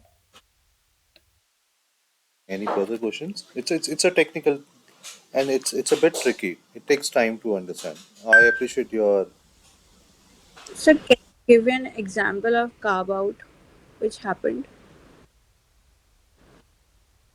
RPL, Reliance Power Limited, Reliance Petrochemical Limited, Okay, sir. or you have there's a Chinese company, Tencent. I don't know if you have heard of it. So it did a lot of carve out. It did carve out with China literature, Spotify, Tencent Music. Okay, sir. Sir, in the recent transaction about Piramel, they had, so will that be considered as a spin-off or a carve-out where they had demerged their healthcare business? So if you, I am not aware of the transaction. If you can enlighten me the transaction, I might able to answer that. So the existing shareholders of Piramel, they had received four shares of PHCL, the healthcare company, and instead of one share in the Piramel Enterprises Limited. Can you repeat that? Sorry, last line. They received four shares of PHCL instead of one share holding in PEL, Pyramid Enterprises Limited, the holding company. So they are now holding it in both the entities. That's what you're saying. Correct, yes. So then that's a spin-off, right? But now the pricing of the four shares, I mean the PHCL shares, it will get listed in the stock exchange, right? Yes. So at that time, it would that be the IPO whether they will raise the funds or it will just be the valuation thing? So what is an IPO? It's an initial public offering. IPO will always have either fresh issuance of equity or selling shareholders selling their shares, right? Either or a mix of two, right? Correct. In Yes. every IPO, it will be either a company will go to market to raise additional funds by diluting their equity, or it's the private equity or the existing anchor investors who will be selling their interest in that company, right? Or Yeah, it will be a correct. mix of both. So now you have to understand where, in which category does that transaction falls into. If there is no fresh issuance, no, and you are just receiving additional shares of or new shares of an existing of a different company which was a part of the main parent. Neither you have invested anything, neither that parent is getting anything. It's just a distribution of shares, splitting that into two, spinning that into a different uh, vertical. And then, from the company's point of view, the carve out seems more beneficial since they receive funds, right? So see, corporate restructuring is after understanding all the dynamics. At the end, who runs a company? It's the investors. Management. Investors, right? At the end, it is the board. Who company is answerable to whom? Who is the Correct. topmost? Investors. Investors. And it is the investors who appoint these management. So management is answerable to investors, right? Basically, So what is the end objective for an investors? Maximize the returns. Now you tell me, if Kumar Mangalam Birla, who is backed by investors, has made a statement that I'll be either in the top market share, I'll hold the top market share, either one or in two position, or I'll exit the business altogether. So that's his. He's the founder. He's the having the highest stake in that company or that group. So can you mute? So if and all those investors are very conversant on that kind of terms, and hence they are backing him. They are well aware of it. So they are in sync with his ideology. So they are hence they are backing him. So if Kumar Mangalam Birla thinks that he can better utilize those resources somewhere else and maximize investors' wealth by deploying those kind of funds that is there in another company where he is not doing well, according to him, and he has better revenue somewhere else. So he'll divest it.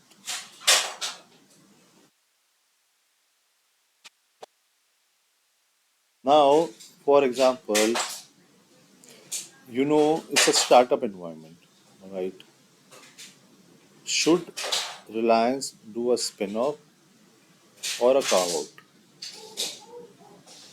Everyone will have a different opinion, right? Anyone? Carve out. Yes, sir. Why carve-out? Because the Reliance have they can they can raise the money from the public because they have that So, type of. so just let me just give you some food to that, so that you can have better thought. So what will happen is they'll have two options: either to continue and be a part of the growth journey of Geo, since it will be a game changer. It is already a game changer. It will be a leader. It is the topmost company. So as an investor, should I, there's still more penetration that needs to happen. There is still more market coverage that needs to be expanded. So should I be a part of that growth story, or should I just quickly make money and just move out of that business? That's a calculated move that you know does not come easily. There's a lot of brainstorming done behind that, right? I hope I'm able to answer that question. Yes, sir. So now understand what a split off. In a split off. So spin off SPIN. Now this is a split off. A split off offers shares in the new subsidiaries to the shareholders, but they have to choose between the subsidiary or the parent. So they cannot have invested like in spin off in both the companies. They have to choose either to hold the shares, continue holding shares in the existing parent company, or exchange their equity in the parent to the new company.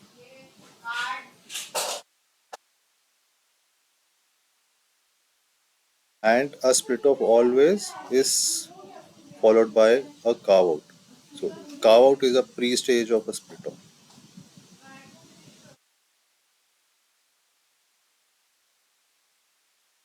So now I guess most of would you be eagerly awaiting this discussion. I'll move Sir, on.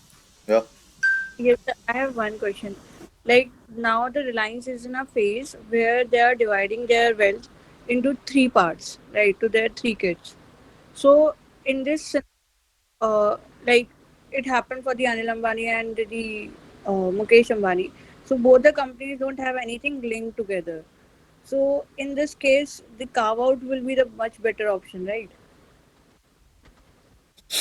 I'll say yes. I'll also agree. Carve out would be a better. It goes for a fresh subscription.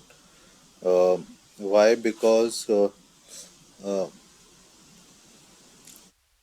no, spin off would be a better because it's a conglomerate right now, right? Spin off would be better. Spin off and then do some follow on public offerings if they require fund. Okay, sir. So that depends upon the leverage that. So suppose if Geo has a lot of debt on its balance sheet. Yes. Now the things that will matter is understanding the financials also. So it's not just one thing that we are aware of it and we make a decision. Now we need to see if after spinning off whether it will be able to meet its interest coverage ratio, will service its debt in timely manner, will have enough capital to fund its capex plan and acquire more market share, right? For that, whether it has the borrowing capacity beyond that. Suppose of these parameters are not met, then definitely it would like to uh, uh, carve it out and raise that proceeds and do fresh churn of their financial position or balance sheet, restructure it. Okay. So many decisions goes into it. It's not just one. Sir, regarding the previous question, I have one doubt. Like you mentioned, suppose it's the growing company or it's just starting. So in that case, I feel like spin-off would be the good option because they are like they can diversify their risks related to the the business. So like actually, I'm not clear about this. Like if it's a growing company So or just I'll starting. say right now, please don't give your thoughts in terms of we should be doing this or that. Trust me, we are just starting this course. We, if you actually, there are a lot many things that you will understand later on. Your answers will evolve over time because it's again an ocean. You'll have to swim a lot right now just to actually make a consensus of it. Trust me, there are so many things that goes into this. So many brainstorming, so many advisors, so many board meetings. Why this? Why not this? Why? So we'll have to have a separate case for each case studies being built out, pros and cons, SWOT analysis, so many things for every case. So why should we do a spin-off? That will purely depend whether investors again matters a lot. Investors want to increase their wealth, right? They want that their particular asset which has attained a scale like in ITC should be again valued at a different level. So remember that Geo. Once Geo started disclosing its subscriber numbers and all, its share went up in a single day by more than 200 rupees. Why? Or maybe 250 or 300. Why? Because the equity research houses started giving a value to Geo as 200 in some of the parts per share. Hence, that was a sharp increase that day. Okay. So now see why investment bank. What kind of investment banking career choices do we have? Whether I should be part of investment bank or a commercial bank. So in a career of you might want to be in an industry coverage. You might want to be in a corporate finance into debt. Might be capital market, which is equity capital markets. Just do project finance. Specialize in project finance by doing project management further, and understanding the intricacies of project, and then doing project finance as a specialization.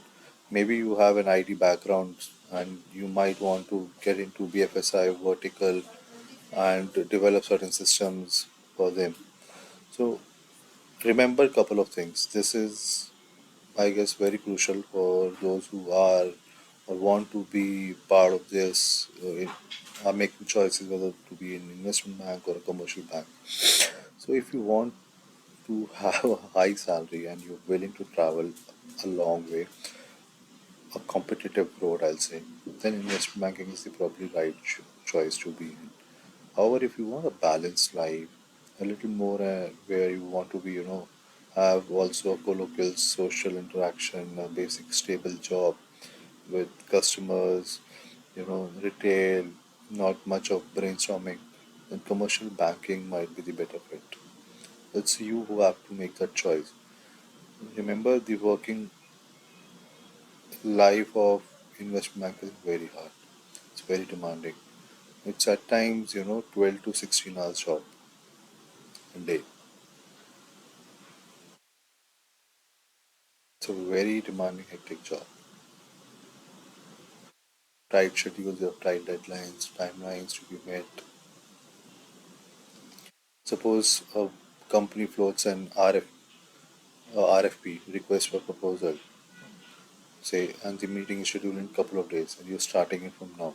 But the entire team would work on that project and make sure that you deliver that project to your lead, the MDs, within that time frame so that he is not late for that meeting because it's a competitive world.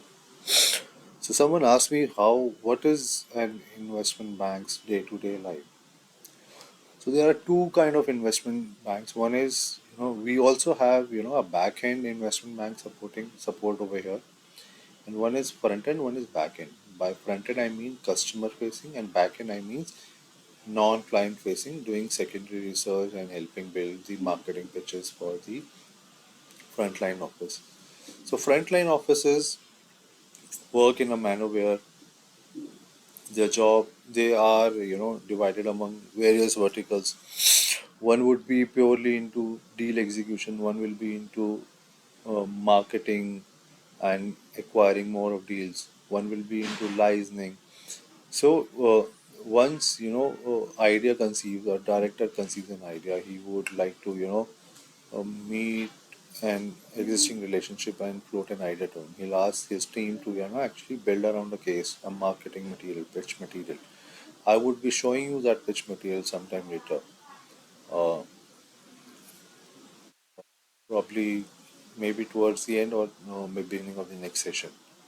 What a pitch book is, what that marketing material is.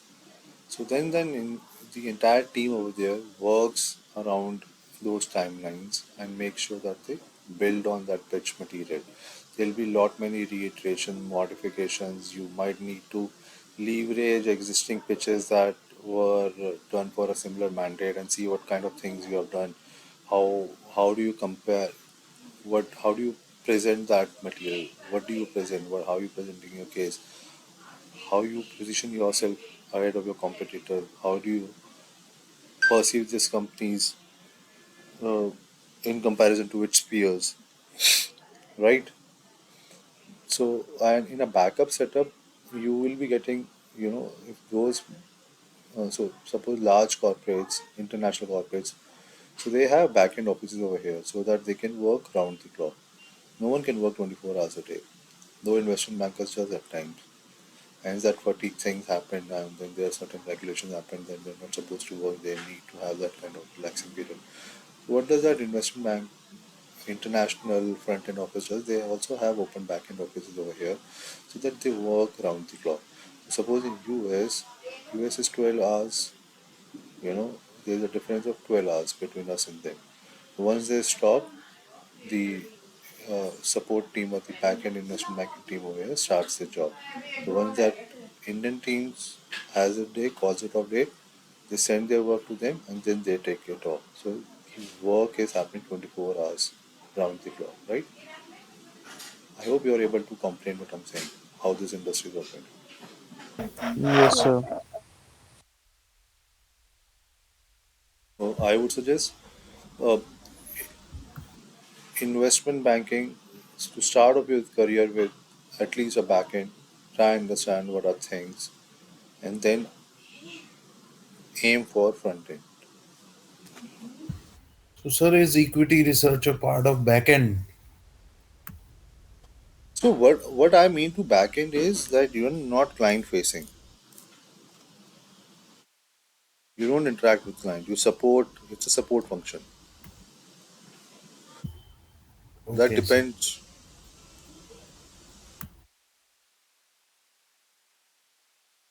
What what is the best way to get a support and backend profiles, and how we can get it as a fresher? We don't have experience, so the companies will not hire us because we are a fresher. So can you? Absolutely. That's the reason you have enrolled for this course, right? I'm precisely here to help you out. Yes, sir. So I cannot commit that in the beginning, but for sure at the end of the session, I would commit on that. You would be able to have a fair bit of understanding about this course, and this will help you also prepare for your interview. Okay, sir. So, Yes, please. are data, is data analysis part of investment banking right now? Like learning Tableau and like Python, like languages also. No, it's part of backend. It's not so you just correlate to things that we have done out here. Those things are Okay, more okay. of reporting purpose, right? Sure, sir.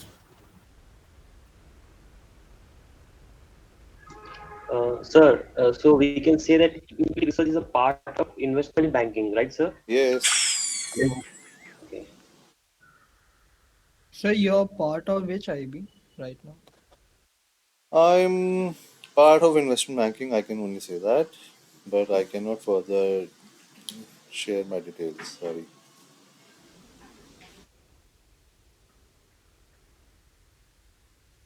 I've been part Sir, of multiple IPOs, multiple corporate restructuring activities.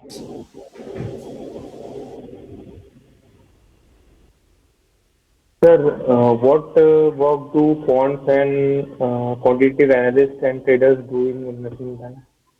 What does Quantitative analysts and quants and traders do in investment bank?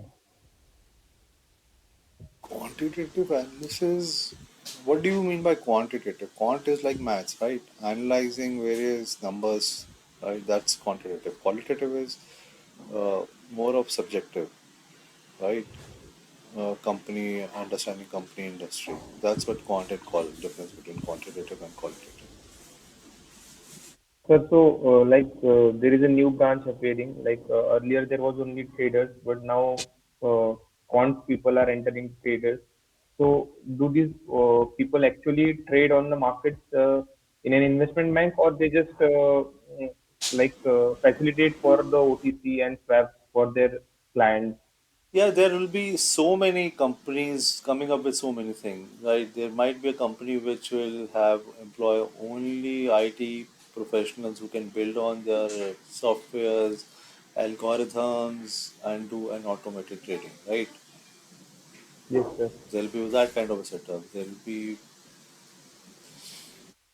treasury management where there'll be corporates who will have treasury management guys, respective of investment bank where they will manage the cash flow of the company and invest and park their funds until they have been used in a better way.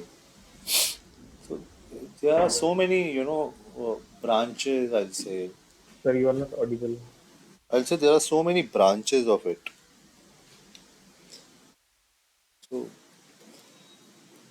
There could be a number of things. I'll not be aware of every and each and every vertical, right? There are new setups coming up, new things coming up, new technology. AI is we are in a evolution right now. So you'll have Yes, to sir. tell me in specific. Probably then I might be able to help you out. Sir, there is a sales and trading desk in an investment bank. So, Yes. what exactly do the trading people do? They take the quotes from the market. Suppose you are there are the DCM desk, debt capital markets. Suppose a corporate want to explore and raise funds from market. So DCM team will help them give the spread buy after um, getting in touch with other investors and see how a similar kind of company with similar financials is trading in the market, at what percentage they are able to raise funds. Similarly, equity will have make being market makers. Yes, sir. So now, as most of you have, and I also judge that you would be having these questions. What are the various skill sets required to be an investment banker? You need to be very conversant with financial modeling, how to build three statement models, discounted cash flow models, LBO models, trading transaction comparables. You need to be well versed with the Excel, vanity financials, accounting. That's the utmost important thing that you should be aware of. You need to understand how a financial statement, where to find what, which I will try to cover to an extent. Business valuation using a variety of approaches such as company analysis, preceding DCF analysis to value company. What what kind of approach we should use and when? Understanding that pitch book and preparations, create marketing materials, PowerPoints from scratch to basically pitch your idea, being able to communicate effectively by presenting it, drafting it, your ideas in a PPT, being very creative in that.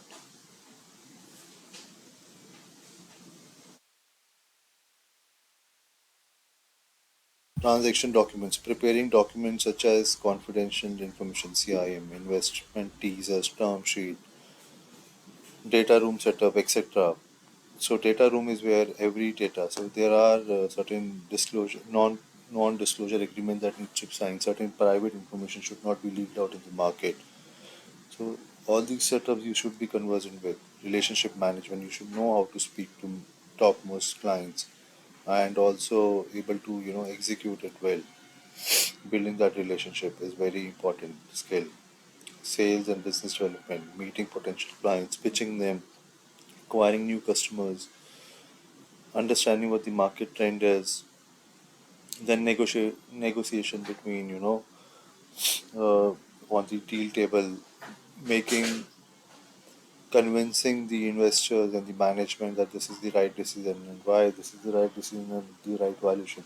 At times, just because of the valuation part, investor has a different, or the promoters have a different perception about their company. They'll always try to imagine that the company is much higher than what the banker is talking. But banker always is connected to the market conditions. They know uh, during currently IT companies are not valued at that level P multiple as it was used to last year because of the recessionary condition in US and the market sentiment. So that's what they have to converse and try to make provide that kind of negotiations with the management. How to get into investment banking? This is what you were asking. Understanding how investment banking recruits. Entry point, know where you can begin. Preparing yourself, setting up strategy to set in. Master investment banking technical skills. Master investment banking soft skills. Investment banking finally. So I've just given you a glance and now I've just picturized this. There'll be so many questions that are going in your head, right? How to, prepare, how to start on what all the things. So there are so many things that goes over here. Uh, Starting from preparing your interview questions, what kind of interview questions we are. Trust me, we will cover that. We are there. right? We are just starting on, just building the base. I believe you are still connected with what I'm saying. And this is, Yes, sir. I hope this is what you have enrolled for, right? Yes, sir. Yes, Yes, sir. sir. Those guys who are already aware of it, please bear with us because we will have also freshers around with us who are a completely new guy who would have no understanding of this and hence he has enrolled for this. And for those who already know fair bit of it, can actually, uh, uh, relearn and try to have a better perspective on it, or maybe you can ask questions around it. Uh, I hope the setup is clear. Now I would move ahead to the importance of valuation. What valuation is. So this is kind of a growth cycle of a company. I remember I told you how, and we were in investment banking kitchen. Besides investment banking, we also have venture capital, private equity. These two are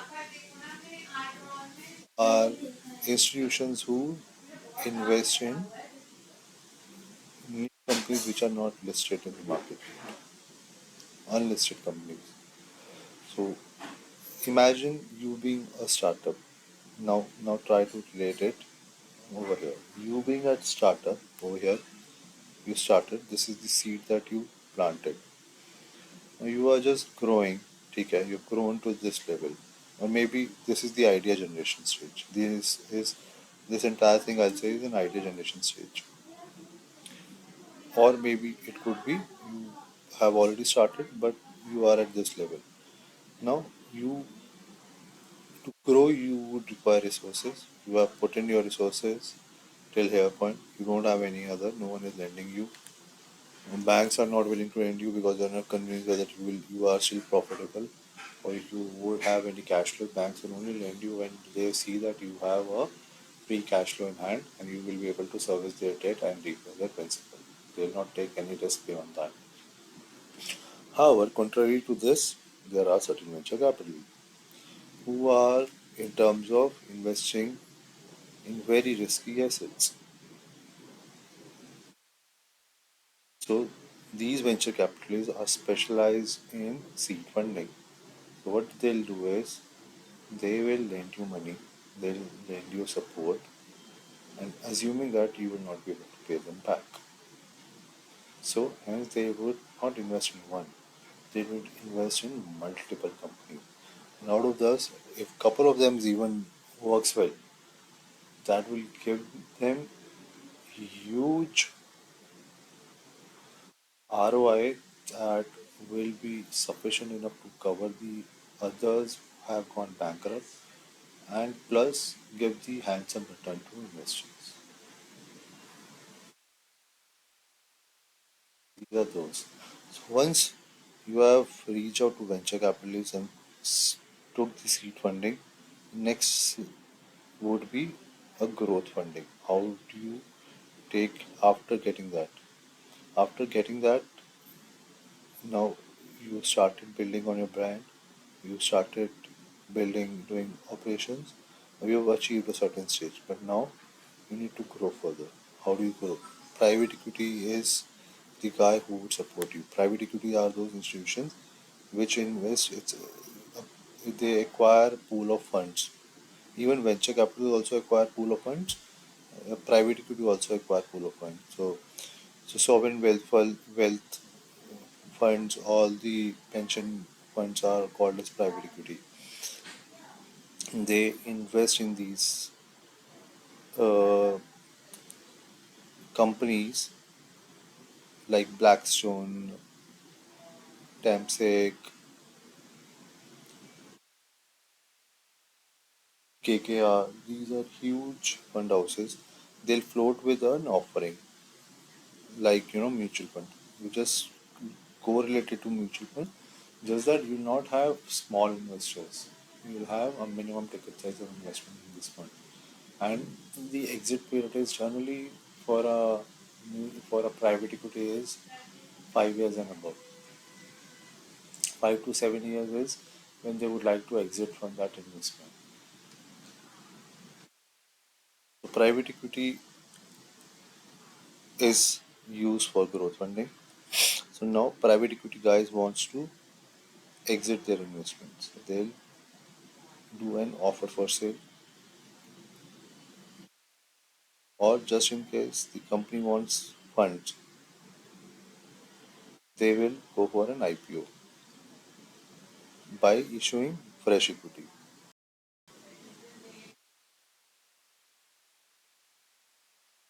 So either company will participate, offer shares, or private equity will offer their shares that they acquired in the growth funding round, or they'll do a mix of both. So this is where investment banking comes into picture. From this stage to this, the entire stage is for investment bankers. So now once company has done IPO, there will be an equity test that will help them uh, market their shares. So once the company has done that, then the next round is what? Investment banker say यार मेरा तो IPO तक ही कराया था, अब IPO के बाद क्या? I have to think something else. So I'll say you are doing capex, you are entering into a different geography, you are building a plant. Why don't you raise debt? Debt is a cheaper form of fund than equity. Why don't you maximize your return? I'll help you raise debt through banks. So now they'll again pitch in. Equity research will help them create a coverage to the market by doing market making to them.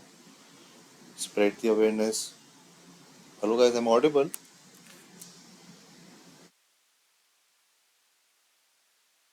Bhavna light गई है.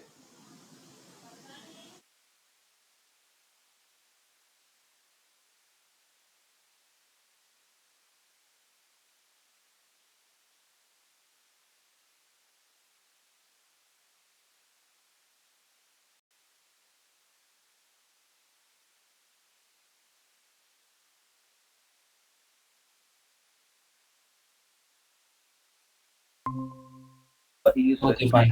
Fine. I am so sorry, my net went off. I'm audible now. Yes, sir. Yes. Yes, sir. Yes, sir. Screen is not visible. Yes. Is it visible now? So your screen is not visible. Okay.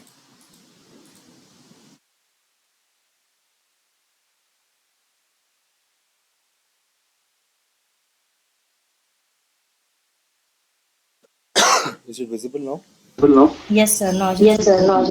Yes, sir. Sorry, I just lost the track. Where were we? We were at private equity, or So we covered the IPO part. no, no, no. We were in private equity part. So yes, so private equity is kind of a mutual fund. Just imagine like a mutual fund, where but the ticket size is much higher, maybe a crore and above for an Indian setup. And private equity also has a set of there, as I've discussed earlier, they'll have someone joining, someone raise hand. Yes, Amul, Yes, sir. Sir, if there is any complicated concept, could you please briefly explain in Hindi? but you tell me which concept आपको चाहिए, कौन सा समझना है. अगर कोई concept complicated होगा अगर तो पूछ हम लीजिए ना, मैं आप आपको बता दूंगा, आप मुझे बता दो, हिंदी में समझा दूंगे. ठीक ठीक है सर ठीक है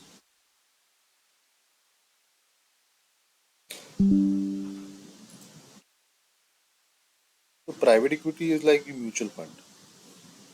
So they'll have their set of fundas, their set of agendas, filters, point. So they'll have investments in ticket size of 10 million USD to 50 million, or greater than 50 million, or less than 100 million only. They'll have other various funds have various classifications. So how does private equity raise funds? They'll reach out to the HNIs only, ultra HNIs or corporates would invest their money or in them. Private equity will stay invested in a company up to say 5 to 7 years, because the size of the duration of the fund is that only, because they have to at the end return that money to the investors again. It's not their own money that has been invested. So suppose this starts, how do they, exit out of that company? Either they sell it as an offer sale to existing to another private equity, or help the company go to IPO. So from this stage till this stage is where the investment banking activities come. Entire thing is linked to investment banking.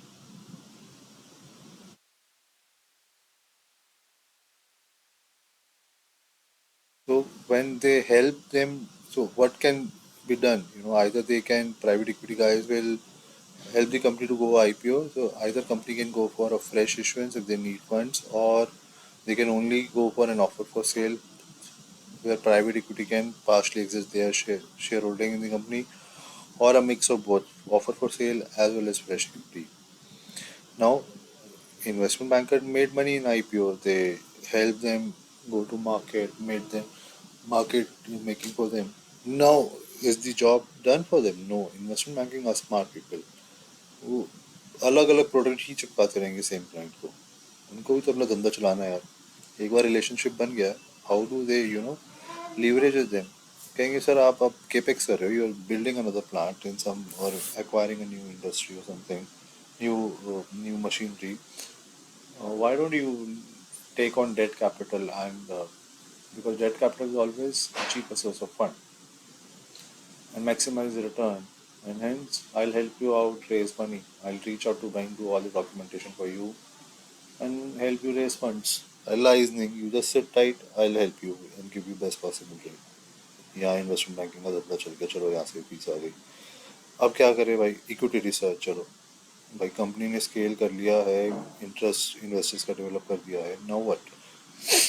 They will come out with equity research reports where they'll circulate to the investors. Probably starting में free में करेंगे, बाद में it will be paid, or whatever it is, whatever the way of working is, and garner interest of investors in that company. फिर probably एक again offer for sale करेंगे debt repay करने के लिए, हेल्प करेंगे उनको, ऐसे एडवाइस करेंगे. फिर कहेंगे यार सर आप एक एक कंपनी क्यों नहीं एक्वायर कर लेते? I have a good company which fits your parameters, why don't you acquire that? चलो के मैनेजमेंट कह के देख लेते हैं यार, अगर वो उसके सारे फाइनेंशियल ठीक है, will do due diligence and see if it falls in our parameter and scheme of things. ठीक है, फिर चलो एक्वायर कर दिया. वो फिर 5 साल बाद यार Tata Steel and Corus, Corus के एसेट्स यार हमने एक्वायर तो कर लिया, but it is not giving that kind of return. We are not happy with pension conditions out there. Government is not supporting, government is changing stance. So I would like to exit. हाँ, या banker ही बोलेगा sir आप इतना पैसा यहाँ फंसाया हुआ है, इससे अच्छा आप यहाँ करो ना इस मार्केट में, मैं आपको हेल्प करता हूँ सेल करने में. समझ रहे हो? मतलब इन्वेस्टमेंट बैंकर का क्या काम हुआ?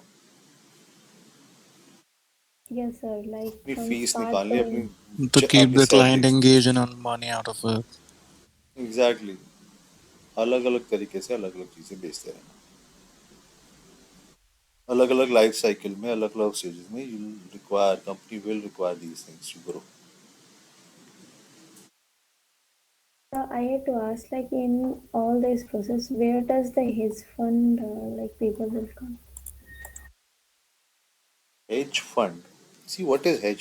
What does he mean by hedge? Hedge is basically taking a contrarian opinion and safeguarding your assets. Suppose I'll acquire certain shares in cash market, and I'll take an hedge call by entering into a derivative contract and say and buy certain put options, right, at far end. This is a hedge. Market नीचे भी गिरे ऊपर भी जाए तो मेरा spread मुझे मिल जाए, और मतलब वो आर्बिट्रेशन भी होती है, बट मुझे मेरा सेफ गार्ड हो जाए. I will not be take a fully naked call.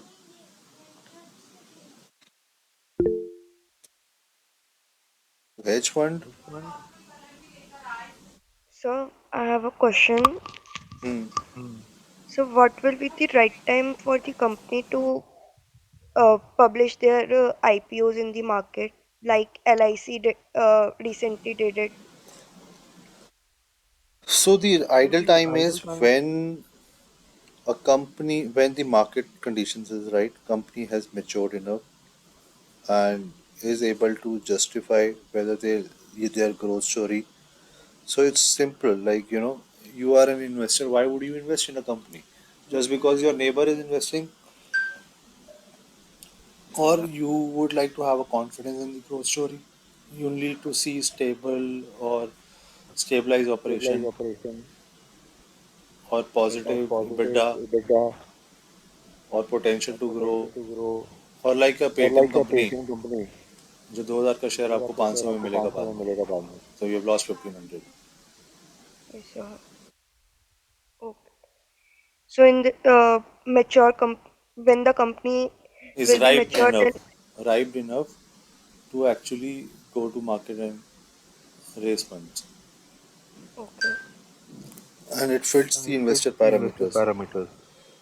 कि हाँ मतलब, वरना आजकल तो दूसरा प्लेटफॉर्म भी है SMEs का, where SMEs also get listed over there.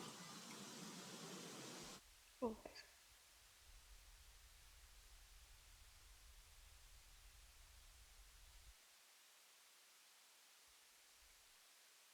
Anyone else? But his one concept is not clear, like where they will come in picture. Can you explain again? Hedge fund. So can you just relate to, मतलब, can you give me a better inference? What exactly you want to know? Like, sir, they do not operate in India. Like, they do not have headquarters, but they come suddenly and they invest ample amount of money and then go. So, on which stage, like venture during in the initial stage, like seed funding or in what? No, seed funding, or these are growth funding, seed funding. Private equities as unlisted companies. Here you don't have market for them only, right? Hedge fund is investing in a public listed company, right? Generally, they invest in Yeah. public listed companies. So only post IPO. So hedge fund is what do you mean by hedge fund? What you said is like, hedge fund is like they'll come to the market, invest, and then exit when they want to. Those are called FPIs, foreign portfolio investors, isn't it? Yes, sir. So when does it get into picture? It's like any stage, matlab, there is no stage for them to invest. It's like, they understand and they want to invest and they invest. There is no particular stage for investment bankers to pitch to hedge fund to invest. Hedge funds are like, a mutual fund. Does a company pitch to a mutual fund to invest in that company? No, no. They'll invest on themselves, no? Basically, they will invest in the stable organization. You do one thing. You actually do some search on it, or and then phrase your question in a way that uh, exactly what exactly you're looking into, when what are you trying to understand. You want to understand the structuring of hedge fund, what is hedge fund, or whether hedge fund falls in this category. We are discussing something for investment banking, what investment banking does and where investment banking picture falls in. So I would also suggest everyone to at least you know have and relate their questions to more into investment banking side of it.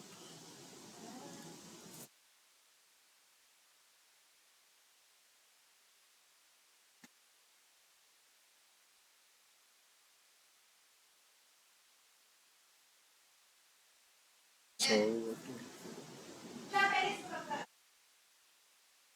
uh, you need another 5-10 minutes break, because once we start with this, we'll not be able to break. Yes, let's take one. Yes, sir. So, okay, then we have a consecutive session from 11 to 12, right? Yes, sir. Sure, sir. Okay, sir. Okay. Hello, sir.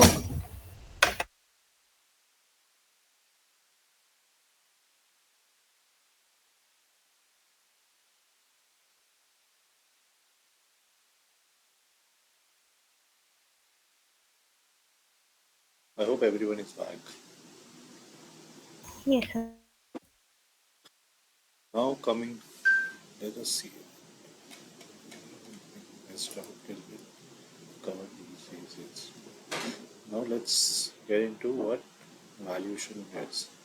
I hope you all have got a fair bit of idea what investment banking is, what, why are we doing this course, what will we gain, and how can we be fit to a career as choosing a career in this stream. Now let us try and understand what valuation is. Valuation is basically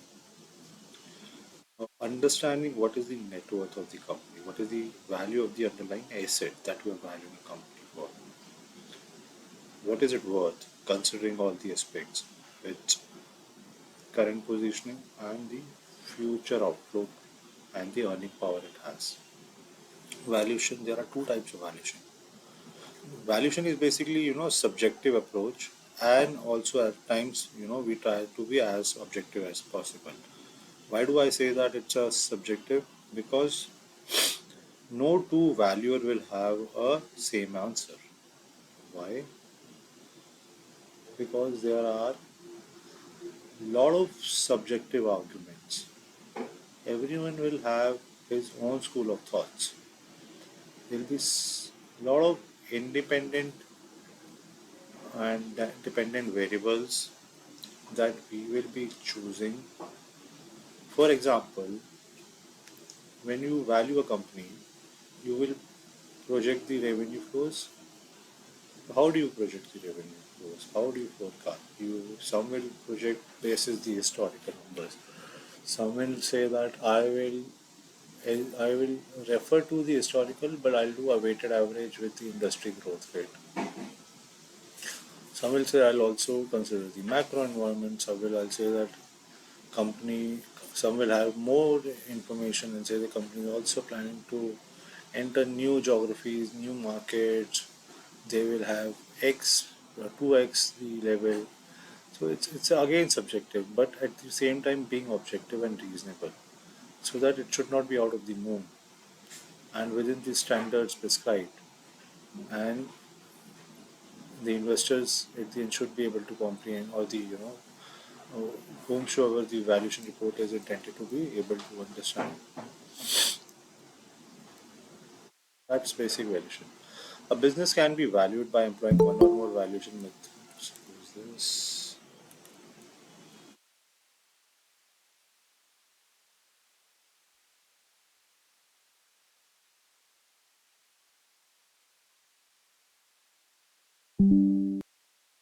So I have one doubt. Can I ask? Please go ahead. So in relative and in subjective, it is a particular valuations we do, and in relative we just relate to some other companies or other ones. So it is So called a there are two valuation methodologies. One is relative and one is fundamental. So I'm just about to cover that. So if you can just hold on. Uh, so a business can be valued by employing one or more valuation methods as stated below. Different valuation methods are likely to fetch different valuation for the same business. So what are the various valuation methodologies? We have two sets of valuation. All the valuation methodologies are classified in two sets. One is relative, one is fundamental. By relative, we means market base, where you already have a set of companies, or in the similar line or transactions happening in that same. So that's kind of a back of the envelope calculation. Fundamental is getting digging into company irrespective of what other companies are trading at or doing, how well they are performing. Fundamental is purely on your main company irrespective of the other peers. We'll get in detail, understand that later. So, what are the various fundamental valuation methodologies? One is DCF, discounted cash flow. The other is leverage buyout. Could be management buyout. Then it could be uh, asset sale, liquidity, which is a liquidation methodology. For market base, it's a relative valuation. It is trading comparables and transaction comparables. By trading comparables so we would be in this investment banking module, we'll be more focusing on the relative valuation. Fundamental is an advanced course. So until we get to understand the basics of the IV, we'll not be able to work on these things. So we need to understand how various things works, and then probably maybe we can have another session sometime. And if time is, I'll just throw some light on the DC and NPL as well. I'll show you the actual models towards the end. Just remind me, everyone. I'll show you the actual pitch books, all the live materials that I have. I'll try to share as much as possible and show you. Then, some of the part as I've discussed earlier. So suppose due to limited information, say a Reliance, you have Geo, you have petrochemicals, you have what other businesses do you have? Geo, petrochemical, Reliance Retail, right? Midstream, downstream assets, upstream assets as well. So now we have so many businesses Reliance into, but we don't have uh, disclosures of each and every one of it, right? We might have few metrics. Say for hypothetically, we have only the revenue and EBITDA numbers of retail. How do we value that company? Can I employ DCF? No, because DCF I would need all the line items. I need to interact with management. I need to understand what the management projections are. Why are they doing it? What is the justification behind it? So DCF is like equity research. Again, getting deep dive into company. And I don't have that deep dive level of disclosures. What will I do? I'll say, okay, I have revenue bigger numbers. Why don't I just um, use industry level multiples? How other set of companies who are pure play into retail like DMart are trading. So I know Reliance has, or Shoppers Shop, or for example, what do you call it? V-Mart, or earlier it used to be Kishore Biani's. Uh, there are so many examples available, right? All the peers. So I would uh, choose those peers, I'll do set of search, and I'll just apply those multiples. Say, uh, DMart is trading at 20 EV by EBITDA multiple. I know the EBITDA numbers of say Reliance. I say 300 hypothetically, so I'll multiply 300 into 20 to arrive at a EV multiple. To arrive at an EV, I'll do some discounting because it's not listed, maybe 20% discount. That's how I'll do individual valuation of those companies basis the information I have, basis the disclosure I have, basis the purpose of this exercise, and I'll deploy some of the part basis that. But if it's a standalone, we should not use some of the part because some of the part is breaking into parts and then valuing them and adding it up. So it's simple.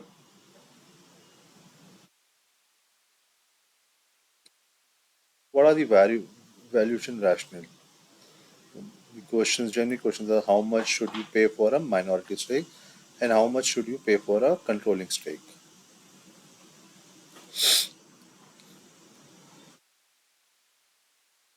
So now let's understand from a transaction perspective. Suppose uh, there uh, there could be an example that for a controlling stake, there is a recent transaction that has occurred at say multiple of say 25, whereas currently the companies are trading at 20. So should I take 25 or should I take 20? Transaction comparables are those. It's similar to like suppose all of you must be aware of property market, right? How and all of us you be staying in your houses, so what is the worth of your current house. How do you know that? How do you calculate that? Have you done an analysis on your own? No. What you have done is so you know that your neighbor house was sold for this much money, right? So you will say I'll divide that by per square feet or per square meter, and whatever the value I get, I'll multiply that with mine. So I'll get a rough benchmark figure, right? That is what I do in transaction comparables. Trading comparables, I'll say exactly आज किस level पे वो P उसका चल रहा है EV by beta किस multiple पे ट्रेड कर रहा है मार्केट उसको क्या वैल्यू दे रही है शेयर प्राइस के बेसिस पे राइट ट्रांजेक्शन में वो किस ट्रांजेक्शन क्या हुई so you will always see in a when we are acquiring a controlling stake in a company which is more than 50, we have to always pay a control premium.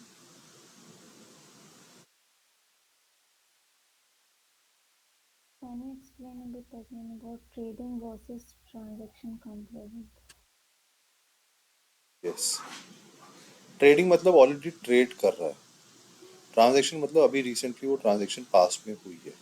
Trading as on day, आज की date पे, कल की closing Friday की, suppose आज की date पे मुझे 5 कंपनीज रिलायंस रिटेल जैसी निकालनी है, वो उनका पी मल्टीपल क्या है, FY1 suppose, next year forward multiples क्या है उनके, फॉरवर्ड मल्टीपल्स का मतलब market cap divided by FY23 का नेट इनकम। तो market cap by net income is my P multiple price by EPS.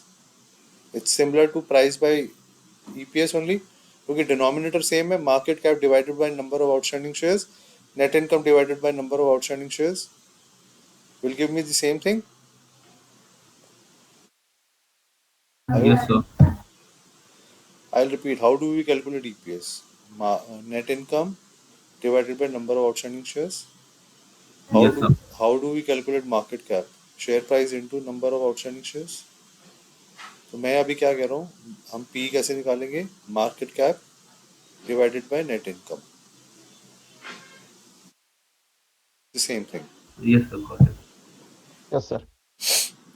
सो आज फ्राइडे की क्लोज पे ये ये XYZ ABCDEF G जितनी भी कंपनीज है, ये क्या मल्टीपल्स पे ट्रेड कर रही है, पी बाई क्या चल रहा है, जैसे ईवी बाई बिटा क्या चल रहा है। सपोज एक का चल रहा है 10, एक का चल रहा है 12, एक का चल रहा है 15, एक का चल रहा है 8, एक का चल रहा है 9। So we'll have a average of the industry players, right. So now suppose I have to value my company which is a private company right now. Suppose मैं आईपीओ के लिए वैल्यूशन कर रहा हूँ फॉर एग्जाम्पल, मैं क्या कह रहा हूँ कि मेरा EBITDA से एक्स है, x multiply by the EV by EBITDA of the industry which is 10x। So 10 into x is my 10x roughly valuation that I should be looking at, ballpark figure, hypothetically, back of the envelope calculation. Similarly, transaction comparables. What transaction comparables say?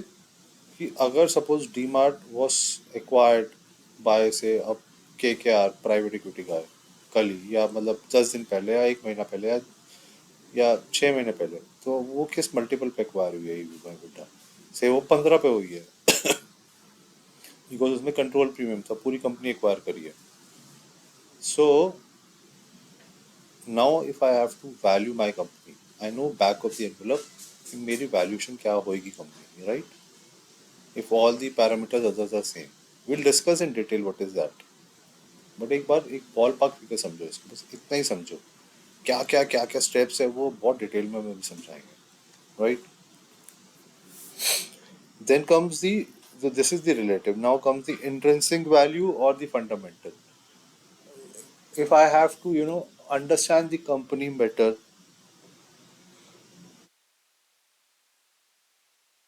then it's a positive free cash flow generating company. Can I value a startup using DCF? Now you'll also see why do I use trading and transaction comparable. Can I value a startup who is not making profit using DCF? If No, everyone sir. knows. No, sir. Because No, sir. No, sir. No, sir. Can do by multiple comparable valuation. समझे? अब समझ आ रहा? Sir, I have a question here. Please go ahead. Sir, if we value the startup using relative valuation methods, then if all the startups which we are like comparing to and relating to for relative valuation methods are highly overvalued, like any of the startups which were got listed this year or last year, so then the valuation of the startup we are valuing will also be more. So wouldn't it be wrong? Hey, why it will be wrong? Sir, because all the other startups are also overvalued. Who is saying it is overvalued?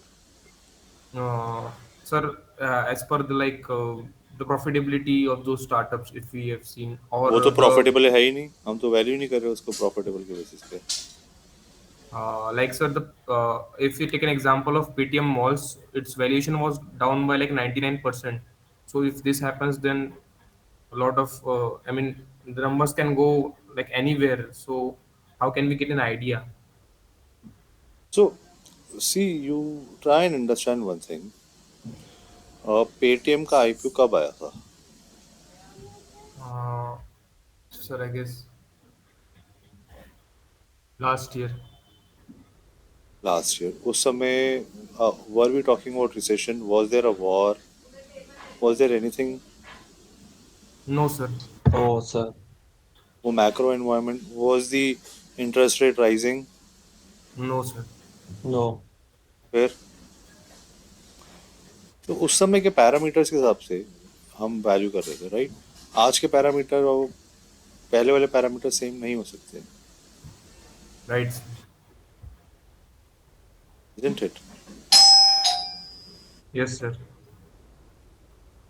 I hope you are understanding what I am saying. IT sector इस साल negative return देके गया है. Why? Because it was overvalued. It was the valuation was stretched. There was abundant liquidity in the market, Yes, sir.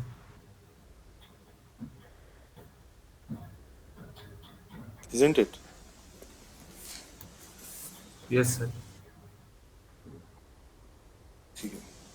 So DCF tells us the present value of the future cash flow, estimated future cash flow the business will generate plus the perpetual value. The estimated future cash flow, say up to 5 to 10 years, but we will also have to assign value beyond 10 years as well. So that is perpetual value. Leverage buyout is like, how much can a financial sponsor pay for acquiring a controlling stake in the business using debt financing. So, so leverage buyout is like, Tata acquiring, Tata Steel acquiring Tata Chorus. So Tata Chorus was 5 times bigger than Tata Steel. So how did it went? It was not able. It didn't have that much money to actually pay to Chorus. So what it did was Tata Steel created a subsidiary which was called as Special Purpose Vehicle (SPV). Using SPV, it acquired Tata Chorus. So what it did was it gave Chorus its brand name and credibility. So Indian banks were able to lend to Chorus using Chorus balance sheet. So it was like a ring fence. Tata steel को अलग रखा हुआ है, Tata steel ने एक अलग से company कराई, उस कंपनी के थ्रू सारी लाइबिलिटीज गई. टाटा स्टील ने डायरेक्टली कोरस को नहीं एक्वायर करा, एक स्पेशल व्हीकल की तरह एक्वायर करा. तो व्हेन उस व्हाई डिड वाज दैट? क्योंकि वो एक रिंग फेंस बन जाता है. It was kind of a ring fence that was created to protect Tata Steel just in case for any other kind of situation that may arise in future, just in case Chorus was not able to survive. So Tata Steel को भी ले डूबता because it was 5 times bigger than that. So how it did was, what it did was created a SPV and acquired and asked lenders and banks to finance to fund this transaction using Chorus own balance sheet. But since Chorus was not having that great balance sheet, but Tata was backing it, so hence उसकी credit rating अच्छी हो गई. It was backed by a sponsor, financial sponsor, a strategic partner, which has sound fundamental and credibility in the market, and also they were giving certain their own funds, मतलब hardly 5% equity दिया होगा. They were subscribing and investing in to show confidence in the company, and basis that, banks were able to lend to Chorus at a lower interest rate. वो directly उनके operating margin में impact करा and help it survive. That's how leverage buyout comes. So, sir, here Tata had ownership considerable stake in Chorus or not? हाँ, it acquired 100% ना, सारा acquire कर लिया ना. टाटा स्टील ने एक्वायर करा एक एसपीवी के थ्रू, बट वो लाइबिलिटी जो रही वो टाटा स्टील पे नहीं रही सारी, कि कल को कोरस दोबारा बैंक करप्ट होता है बैंक कहेंगे ना हमारे पैसे दो, टाटा स्टील नहीं खत्म होगा उससे, कोरस के ही राइट। एसेट बेचने पड़ेंगे, कोरस के एसेट के बेसिस पे ही उसको financing milli.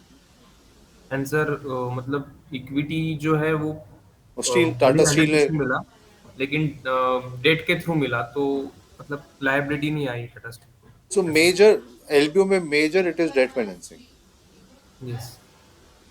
Using the target companies financial balance sheet. Right. We can offer DCF only if we have the what to say. There the balance sheet prior some transactions or the details for the company. LBO के, Right? No, DCF. Can you repeat the question? Sir, I was saying like earlier we discussed like if it's a growing company or startup, so in that case we will be using comparables like relative valuation. Or So any case where we don't have company being profitable, we don't have see how DCA work is. आप revenue, EBIT, tax adjusted EBIT, capex, debt, सब चीज़ें add plus minus करोगे net working capital, will arrive at a amount. अब उसको एक आज, एक साल के बाद, 2 साल के बाद, हर साल का होगा, उसको आप डिस्काउंट करोगे आज के एक discount factor weighted average cost of capital के बेसिस पे। और तो जब वो नेगेटिव फिगर होगा, नेगेटिव को मैं क्या ही डिस्काउंट करूंगा, नेगेटिव वैल्यू की, और मैं नेगेटिव क्या करूंगा? जब मेरे पास कैश फ्लो ही पॉजिटिव नहीं है तो मैं डीसी अप्लाई नहीं कर सकता उसके। yes, sir, got it.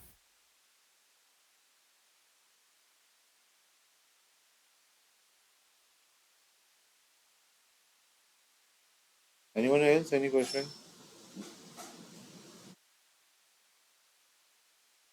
No, sir. No, sir.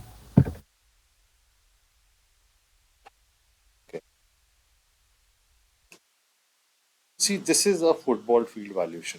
आपको डीसीए पता लग गया, ट्रेडिंग, ये बेसिक पता लगा अभी, जस्ट एन ओवरव्यू, इसको ओवरव्यू की तरह ही समझो अभी। We have lot many sessions to cover in detail everything, okay? DCF, you understand basic of DCF. What is DCF? Discounted. You want me to elaborate more on DCF? Yes, sir. Yes, sir, a bit more, please. Yes, sir. Yes, sir. So basically DCF की full form क्या है? Discounting cash flows. Discounted cash flow. We have to project future revenues, FY1, FY2, FY3, say 5 to 10 years के I project. Beyond that, I'll not be able to project correctly, right? So ideally 5 years तक I'll just take my observation. 5 years तक I'll project my cash flows. How revenue project करके my operating expenses, I'll get EBIT. I have to pay for tax, so I'll subtract the tax. I'll add the non-cash item including depreciation. I'll add debt portion, net debt. I'll add मतलब changes in working capital. I'll reduce capex plus minus ऐसे भी है। तो दी and number जो है वो मेरे पास फ्री कैश फ्लो है, राइट? मेरे पास वो कैश पड़ा हुआ है after paying debt, after paying tax, after paying for my capex, after paying for my debtors, my liabilities, my payables, after factoring my receivables, everything, ये मेरे पास फ्री कैश। इसको व्हेन आई डिस्काउंट इट, अगर ये positive है तभी मैं discount कर सकता हूँ, अगर वो पॉजिटिव ही नहीं है तो I can not discount that.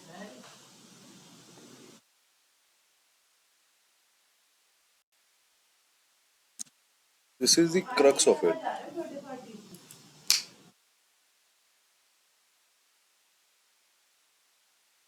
Have to show you one doc.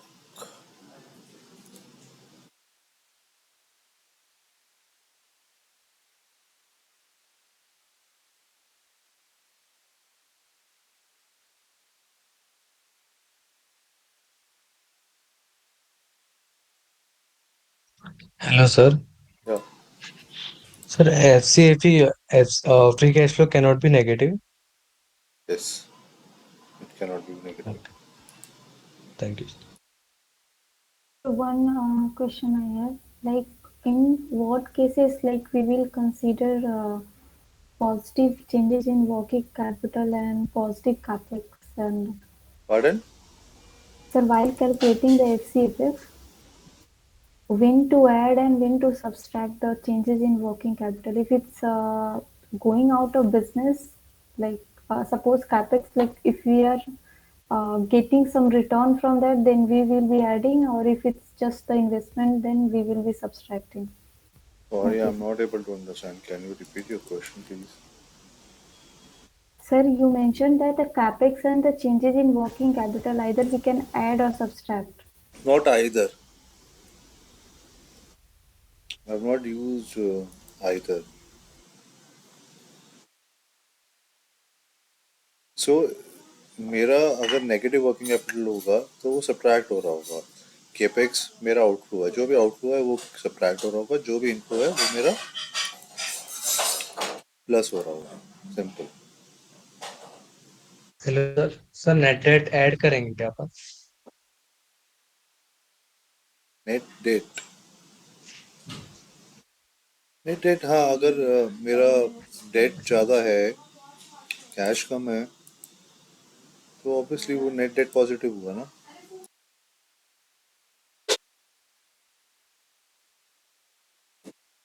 So this is what DCF look like. Hello, are you able to see my screen? Yes, sir. Yes, sir. Yes, Yes, sir. sir. Clearly. And this is what DCF, adjusted EBITDA, adjusted EBIT, cash tax देना होगा government को, tax minus करूंगा, tax adjusted EBIT, add DNA. This is non cash item, इसलिए मैं add कर रहा हूँ, क्योंकि जो मेरी चीज़ माइनस ही नहीं जो मैं पे ही नहीं कर रहा वो मैं ऐड बैक कर रहा हूँ, बट मैंने EBIT में उसको एडजस्ट करा हुआ था, इसलिए it's non cash. Capex cash outflow है. Less changes in working capital. कई जगह वो पॉजिटिव हो, कई जगह नेगेटिव होगा, depending on what's your calculation is in your model. फिर वो डिस्काउंटिंग होगा फैक्टर कौन, और discount rate would be my वैक, weighted average cost of capital, मैंने यहाँ कैलकुलेट करी हुई है. Free cash flow, I get free cash flow. तो ये पॉजिटिव है. अगर ये नंबर नेगेटिव हो रहा होता, देन मेरा नंबर ही नेगेटिव आ रहा होता ना, तो ये बता रहा था. देन हमारे को एक टर्मिनल वैल्यू प्रोजेक्ट करनी होती है. तो this is what. So it's an advanced course, right? I cannot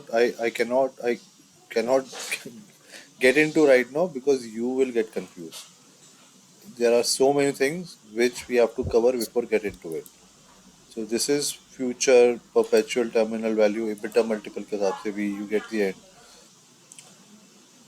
उससे पहले we'll have to build on three statement linking assumption sheet. This is financial modeling.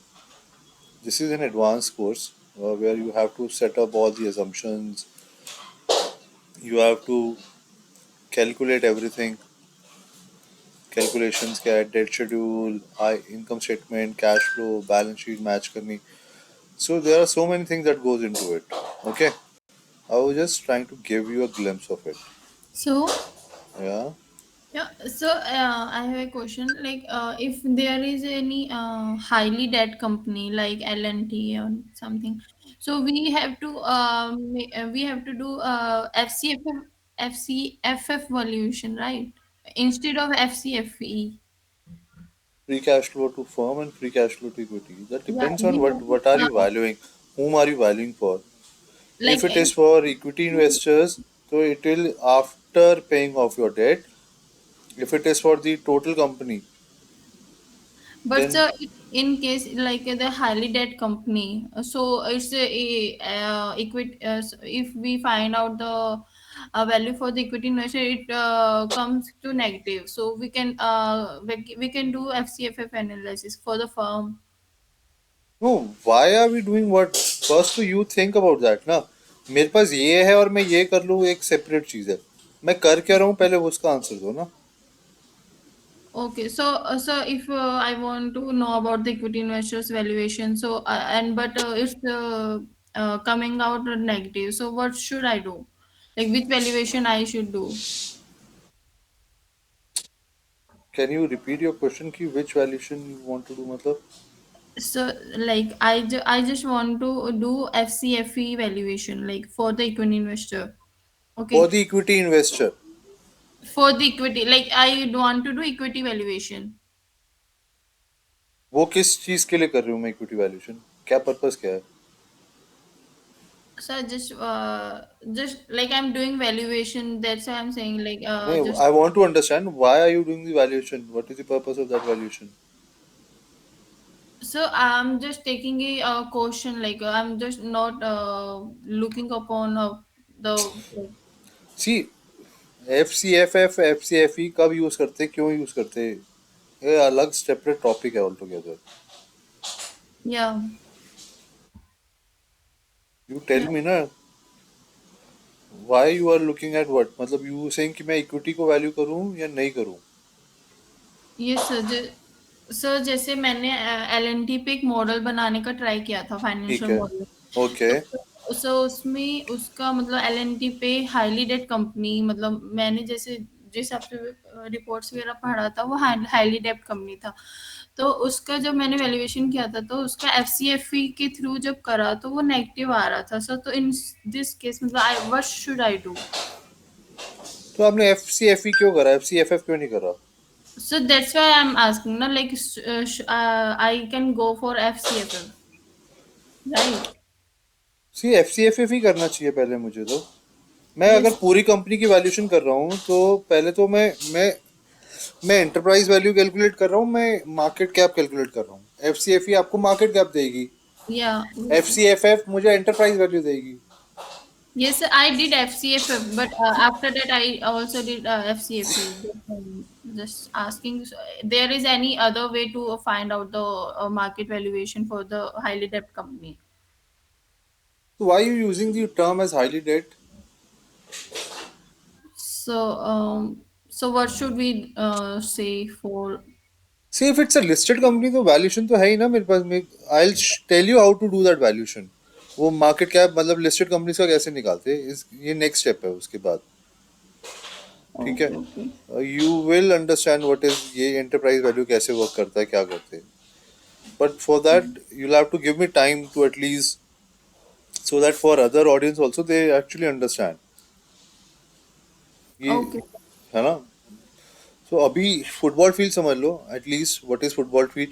जो हम सपोज हमारे को XYZ वैल्यूशन आ गई, DCA वैल्यूशन से कुछ आया, ट्रेडिंग कंपेरेबल से कुछ आया, LBO से कुछ आया, ट्रांजेक्शन से कुछ वैल्यूशन आई, राइट. सबकी एक अलग रेंज है. इसको नंबर्स पे मत जाओ, एक बॉल पार्क फिगर हाइपोथेटिकली समझो. ये बहुत जल्दबाजी में बनाया, मतलब इसको एक नंबर की तरफ just try understand in terms of numbers. See, DCF gave me this range.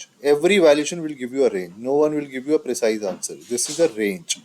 You cannot say pinpointly this. You will say valuation is in this range.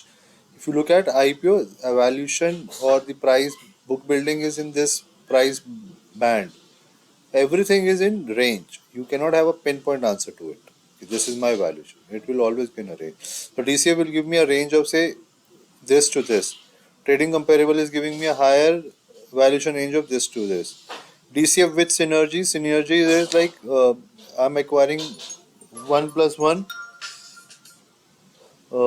and in that I'll have say Reliance no Airtel acquiring Vodafone. So they'll have a lot of synergies because they'll have common circles. So they'll stop doing capex on certain circles because that's a duplication. Hence, that will come into synergies and they'll derive those synergies. LBO valuation. LBO valuation से मुझे कोई valuation, कोई अलग set of valuation I, transaction comparable से कोई और set. So I've plotted that in a chart and see which valuation is giving me which. I might use an average of all of it, or maybe giving a higher weightage to one. It purely depends on what is the price that I'm arriving at. It is a very funny valuation is very funny exercise.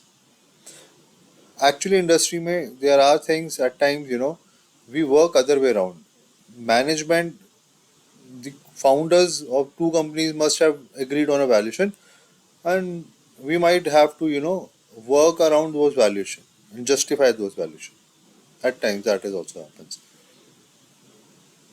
Contraring, if we are just doing an objective valuation, maybe for an equity research, we have multiples. You'll see equity research report saying that uh, we are giving a target price of X basis PYE FI plus 2. You say, yeah, 2023 P by E multiple of this. However, this has been justified by DCA. You'll see that as valuation methodology. उसका मतलब मैंने ये trading कंपेरेबल्स use कर रहा हूँ, but मैंने DCF भी करा है और उसके बेसिस पे ये आ रही है. They have done that kind of thing. तो मुझे पता है football field, this is like a field where I have done valuation exercise using multiple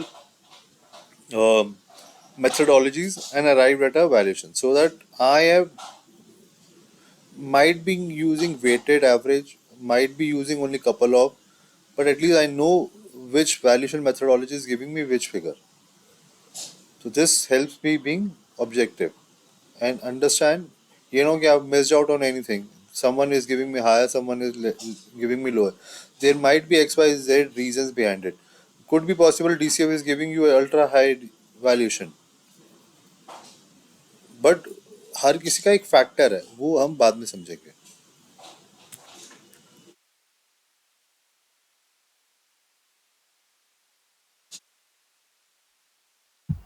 So can you explain DCF with synergies with an example? So word DCF हटा दो, synergies का मतलब समझा देता हूँ, आप उसको डीसीएफ में ऐड कर देना. ठीक है.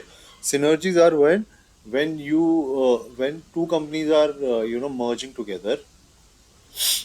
For example, Airtel acquiring Vodafone. So when Airtel will acquire Vodafone, it will have operating expenditure synergies. That means कि when two companies will get merged, their financials will also get merged. So A plus B हो जाएगा, या 1+1 2 हो जाएगा. But वो one Right. Plus one two नहीं 1.5 होगा. How 1.5? क्योंकि 0.5 is the cost saving that they will be driving. How? क्योंकि they will have few spectrums common across the regions which they'll get rid of, because Right. that is a capex. So hence that will translate into operating cost saving, Right, sir. that will improve my margins. That is synergy. There can be operating synergies, financial synergies, revenue synergies. Revenue synergies could be example, Reliance retail acquiring petrol pumps. अब petrol pumps पे भी आप देखोगे रिलायंस के retail के showrooms खुलने लग गए. एग्जाम्पल, सेम सेट ऑफ, मेरे को ज़्यादा केपेक्स नहीं करना, जगह है पेट्रोल पंप की, सब कुछ है, मुझे एक स्टोर ही ओपन करना उधर, गाड़ियाँ आ रही है, सब आ रही है, तो मेरा रेवेन्यू इंक्रीज हो जाएगा उससे. पेट्रोल का तो होगा ही, but I drive revenue synergies. Right, sir. Thank you, sir. Yep. Now before we have 20 minutes, so I'll just wind off trading comparables. Trading compare से पहले एंटरप्राइज वैल्यू समझ लेते हैं. Why do we do trading comps? We'll come back to it. Let's try and understand what is enterprise value.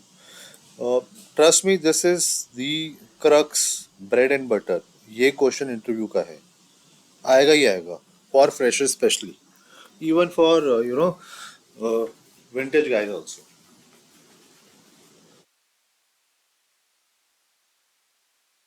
Enterprise value is the value of a firm, including the value of equity holders as well as the debt or the liabilities. Equity value, how do you calculate it? Equity value is also called as market value.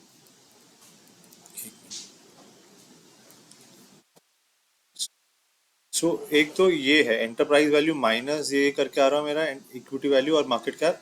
आप bottom वाला just look at the bottom equation. Enterprise value is equal to equity value. Equity value is also called as my market cap. Market cap plus net debt. Net debt is sum of total debt less cash. Then I have operating lease liability plus financial lease liability. Then I have preferred capital.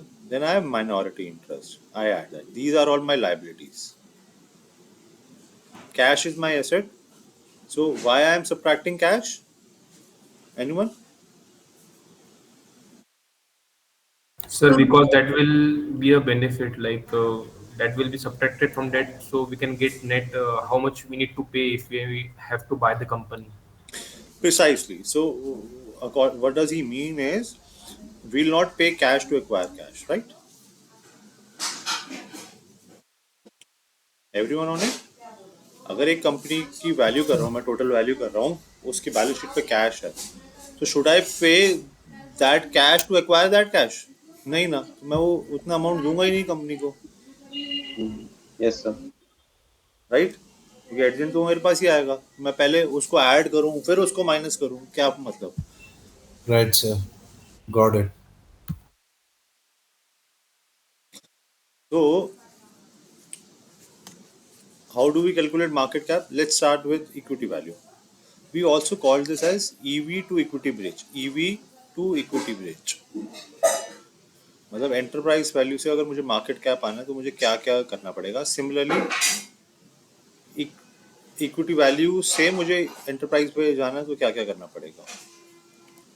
This can B interchangeably. Equity value को अगर मैं equity value अगर I have the equity, if I have the enterprise value and I have to calculate the market cap using these set of instructions, so I'll just reverse the entries, right? Minus हो जाएगा सारा, जो plus हो रहा है वो minus हो जाएगा, जो माइनस हो रहा है वो प्लस हो जाएगा.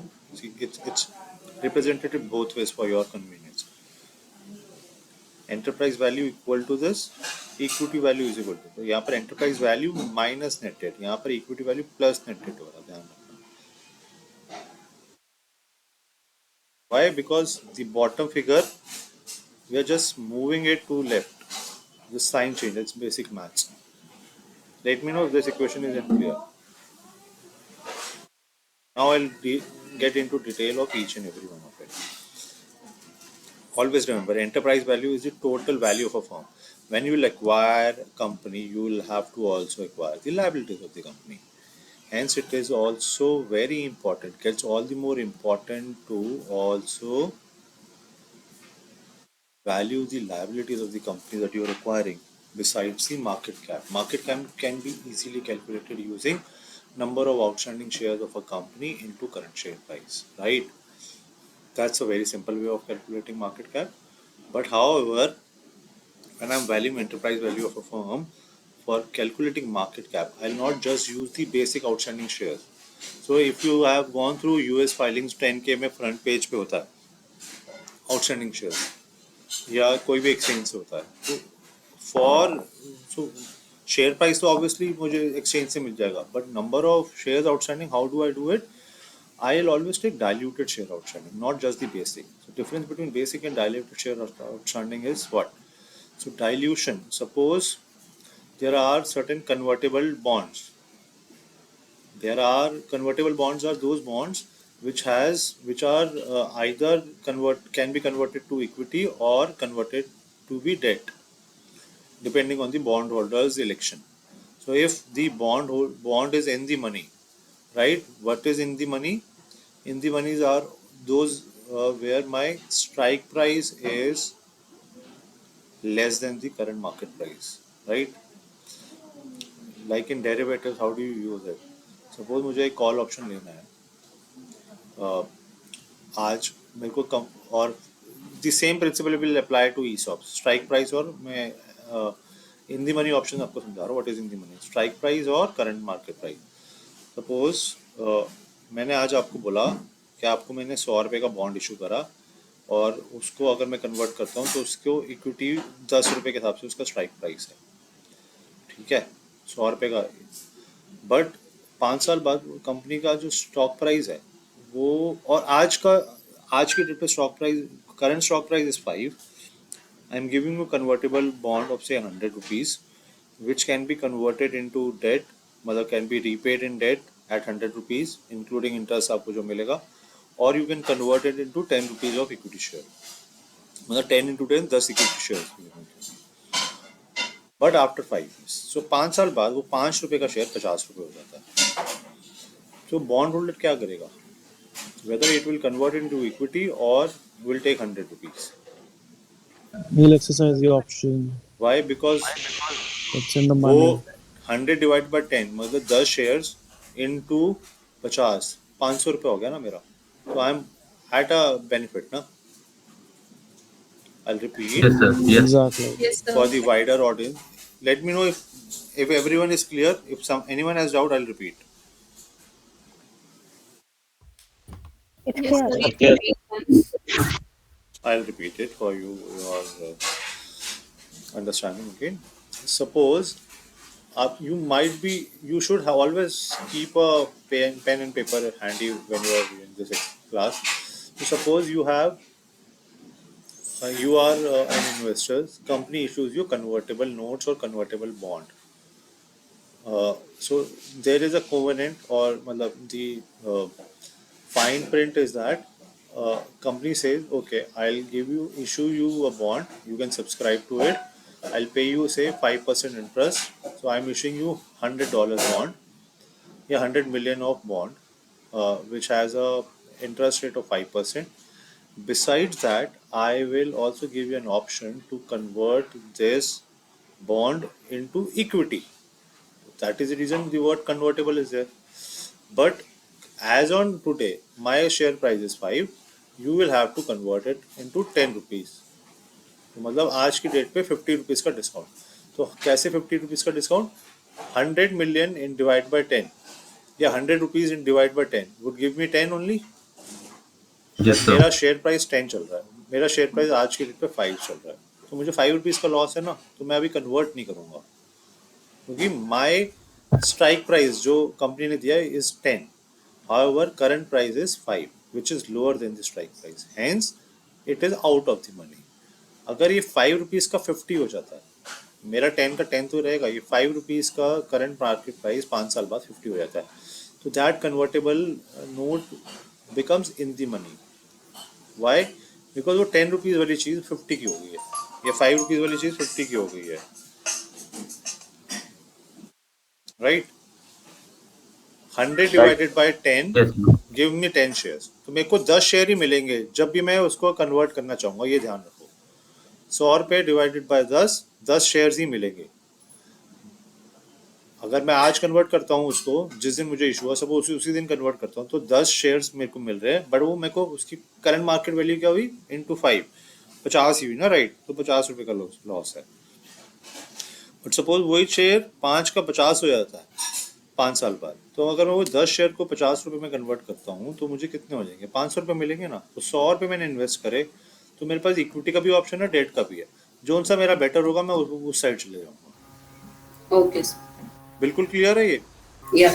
Yes, बहुत sir. बेसिक मैथ्स है. तो ये मतलब सर मत इक्विटी में मत फायदा होगा उससे। हाँ ऑब्वियसली ना.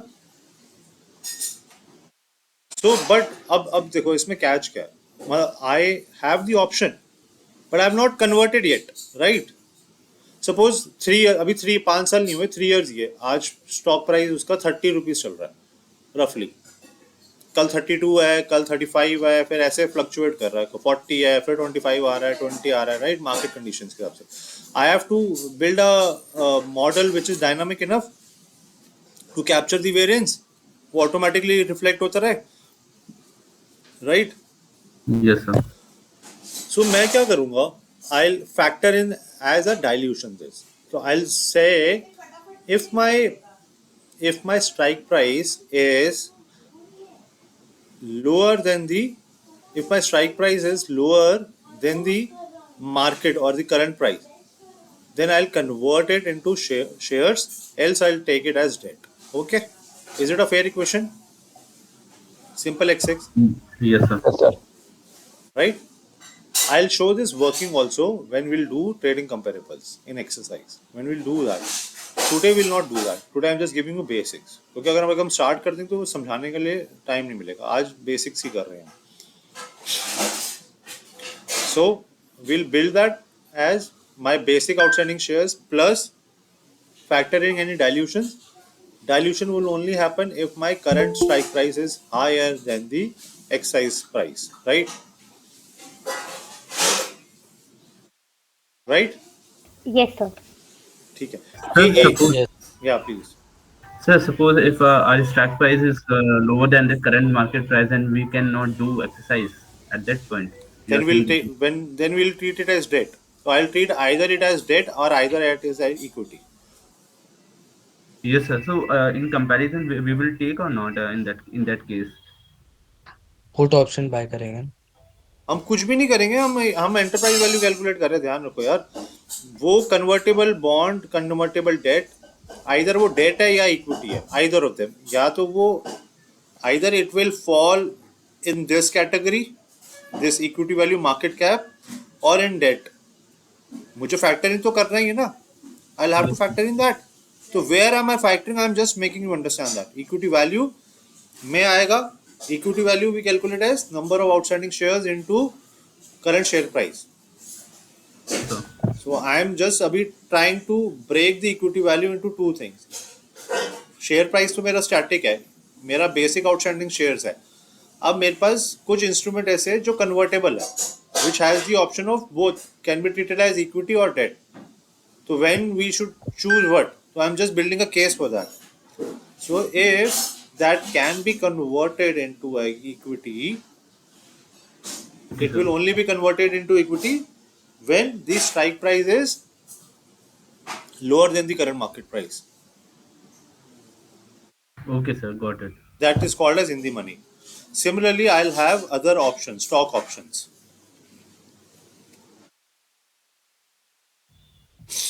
वो ESOPs, we'll discuss that later.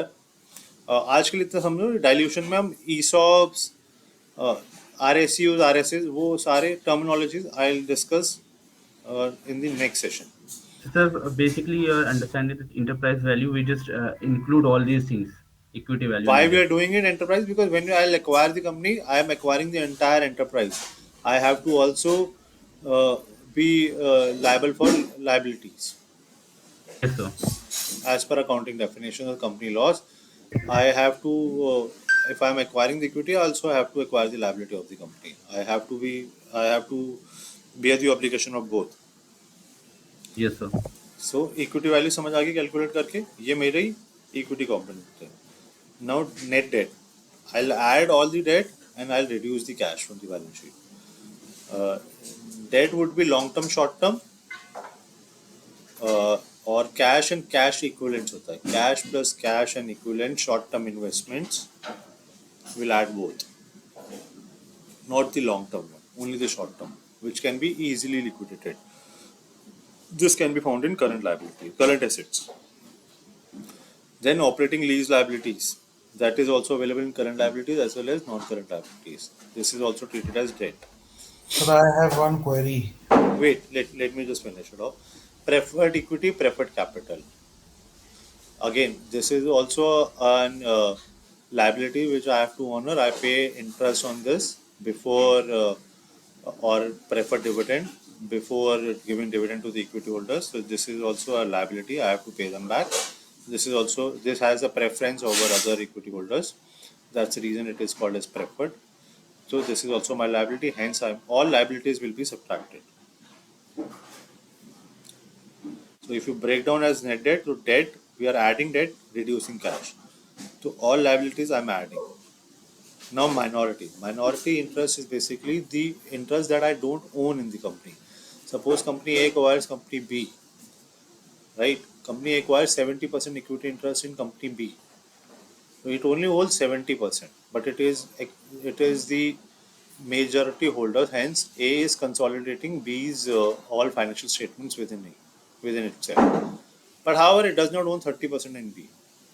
So 30% मेरी liability हुई ना. The stake that I don't own, it is also called as non-controlling interest, minority interest. जो मैं own नहीं कर रहा हूँ उस subsidy के अंदर, which I am consolidating as financials, for which I am consolidating all the financials, is my liability, right? That I'll have to add back. I have to pay that. क्योंकि मेरी financial में मैंने 100% उसको value कर दिया और मेरी equity value उसी पे डिराइव हो रही है, बट मेरी ओवर है, तो मेरी लायबिलिटी रिकॉग्नाइज होगी ना 30% की, तो वो मेरी माइनॉरिटी है. This can be found in balance sheet. Balance sheet में आप देखोगे after shareholder equity you will see NCI नीचे. Yes please go ahead. इसके हम एग्जांपल्स करेंगे बहुत सारे, don't worry. Sir, Of like enterprise valuation. हाँ हाँ, बहुत सारे आपको एग्जांपल्स देते हैं अभी करने के लिए, mathematical examples. Then I will do the company ones. sir, I just wanted to ask you, since market value of debt is very difficult to find, so can we assume book value of debt as Yes, a proxy value? yes, Okay, sir. always. Okay. Thank you, sir. Sir, leases, can you elaborate on leases? Operating lease, financial lease liabilities. This I'll cover later, not today. Yes, sir. Like rent and all, we have to give, so that will be a liability, right? So this is right now it's not appropriate on the first session to discuss on that. Okay, sir. I would request everyone to actually Google it and then we'll discuss on that. Not today. Sure, sir. There's a reason that I'm not doing today.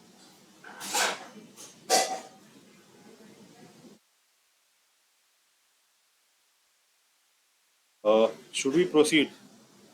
Is there anything else? Any doubt on this in this particular EV calculation topic? No, sir. एक quick example करते हैं. करोगे सारे फटाफट से. Yes, इसका sir. इसका Definitely. Answer दो. अच्छा अभी मत स्टार्ट करना. Wait for couple of seconds, couple of minutes. वैसे तो हार्डली 1 मिनट लगेगा इसका आंसर देने में. Let me know if everyone is done.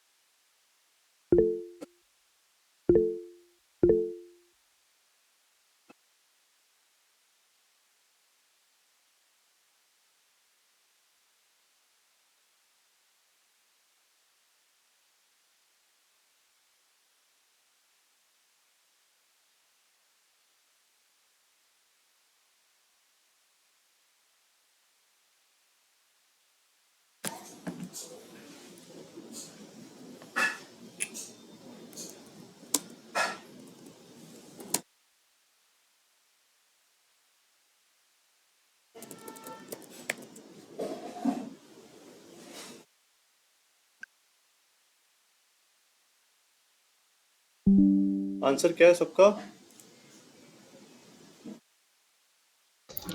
23,800. 23,800. What we did was 1200 into 15. 18,000. नहीं कितना हुआ? 15, 18, 30. 30,000 कितना हुआ? 30,000 हुआ 18,000, ना? sir. 18,000. 18,000 ना? 18,000. Yep. सिस्टम तो पता नहीं हो गया. तो 18,000 हो गया. 18,000. Then I added 6,000. Yes, sir. Then I 50. then I subtracted 200. The answer is 23800. Yes, sir. Wonderful. Yes, sir. Yes, Now sir. next question. Estimate the share price. Remember to read the question. So, I have one doubt. So why we are just minusing this cash, because cash is also with us now. So why are we are not considering this $200 cash अभी here? हमारे पास है नहीं ना. हम तो एक अभी A company is acquiring B. ठीक है. Suppose A company A is acquiring company B. तो कंपनी की बी के बैलेंस शीट पे 200 का कैश है. Okay, तो अब got it. मैं उसको जब वो 200 का कैश मेरा हो जाएगा ना, तो मुझे उतना ही कम देना पड़ेगा ना कंपनी को. Yes, sir. वो मेरे को मेरा नेट आउटफ्लो तो कम ही हुआ ना. Yes, sir. Got it.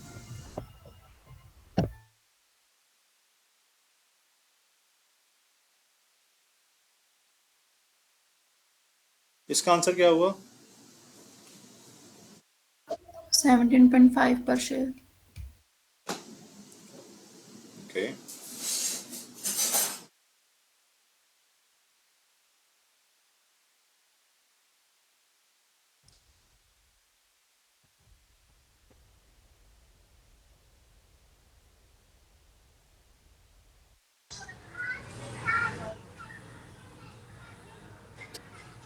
Twelve point five. कैसे? पहले मार्केट कैप निकालेंगे. अभी मार्केट कैप तो निकाल नहीं सकते क्योंकि शेयर प्राइस नहीं पता मुझे. तो मैं मार्केट कैप कैसे निकालूंगा? एंटरप्राइज वैल्यू का वो इक्वेशन रिवर्स कर दूंगा. ये वाला ऊपर वाला इक्वेशन आ जाएगा. I want to calculate this, I have this and other things. मुझे ये करना है. What will I do? Was it? I'll I'll use 10,000 plus 2,000 plus 500 minus 5,000. 10,000 plus short-term investment plus cash less debt will give me what? 7,500. Hello? Yes, sir. Yes, Don't don't get it. yes, sir. I'll repeat. मुझे ये वाला question चाहिए. मेरे को ये वाली equation है. मैं पहले फर्स्ट क्वेश्चन में ये वाली इक्वेशन फॉलो कर रहा था. सेकंड क्वेश्चन में I am reversing the equation, क्योंकि मेरे को इक्विटी वैल्यू निकालना पहले.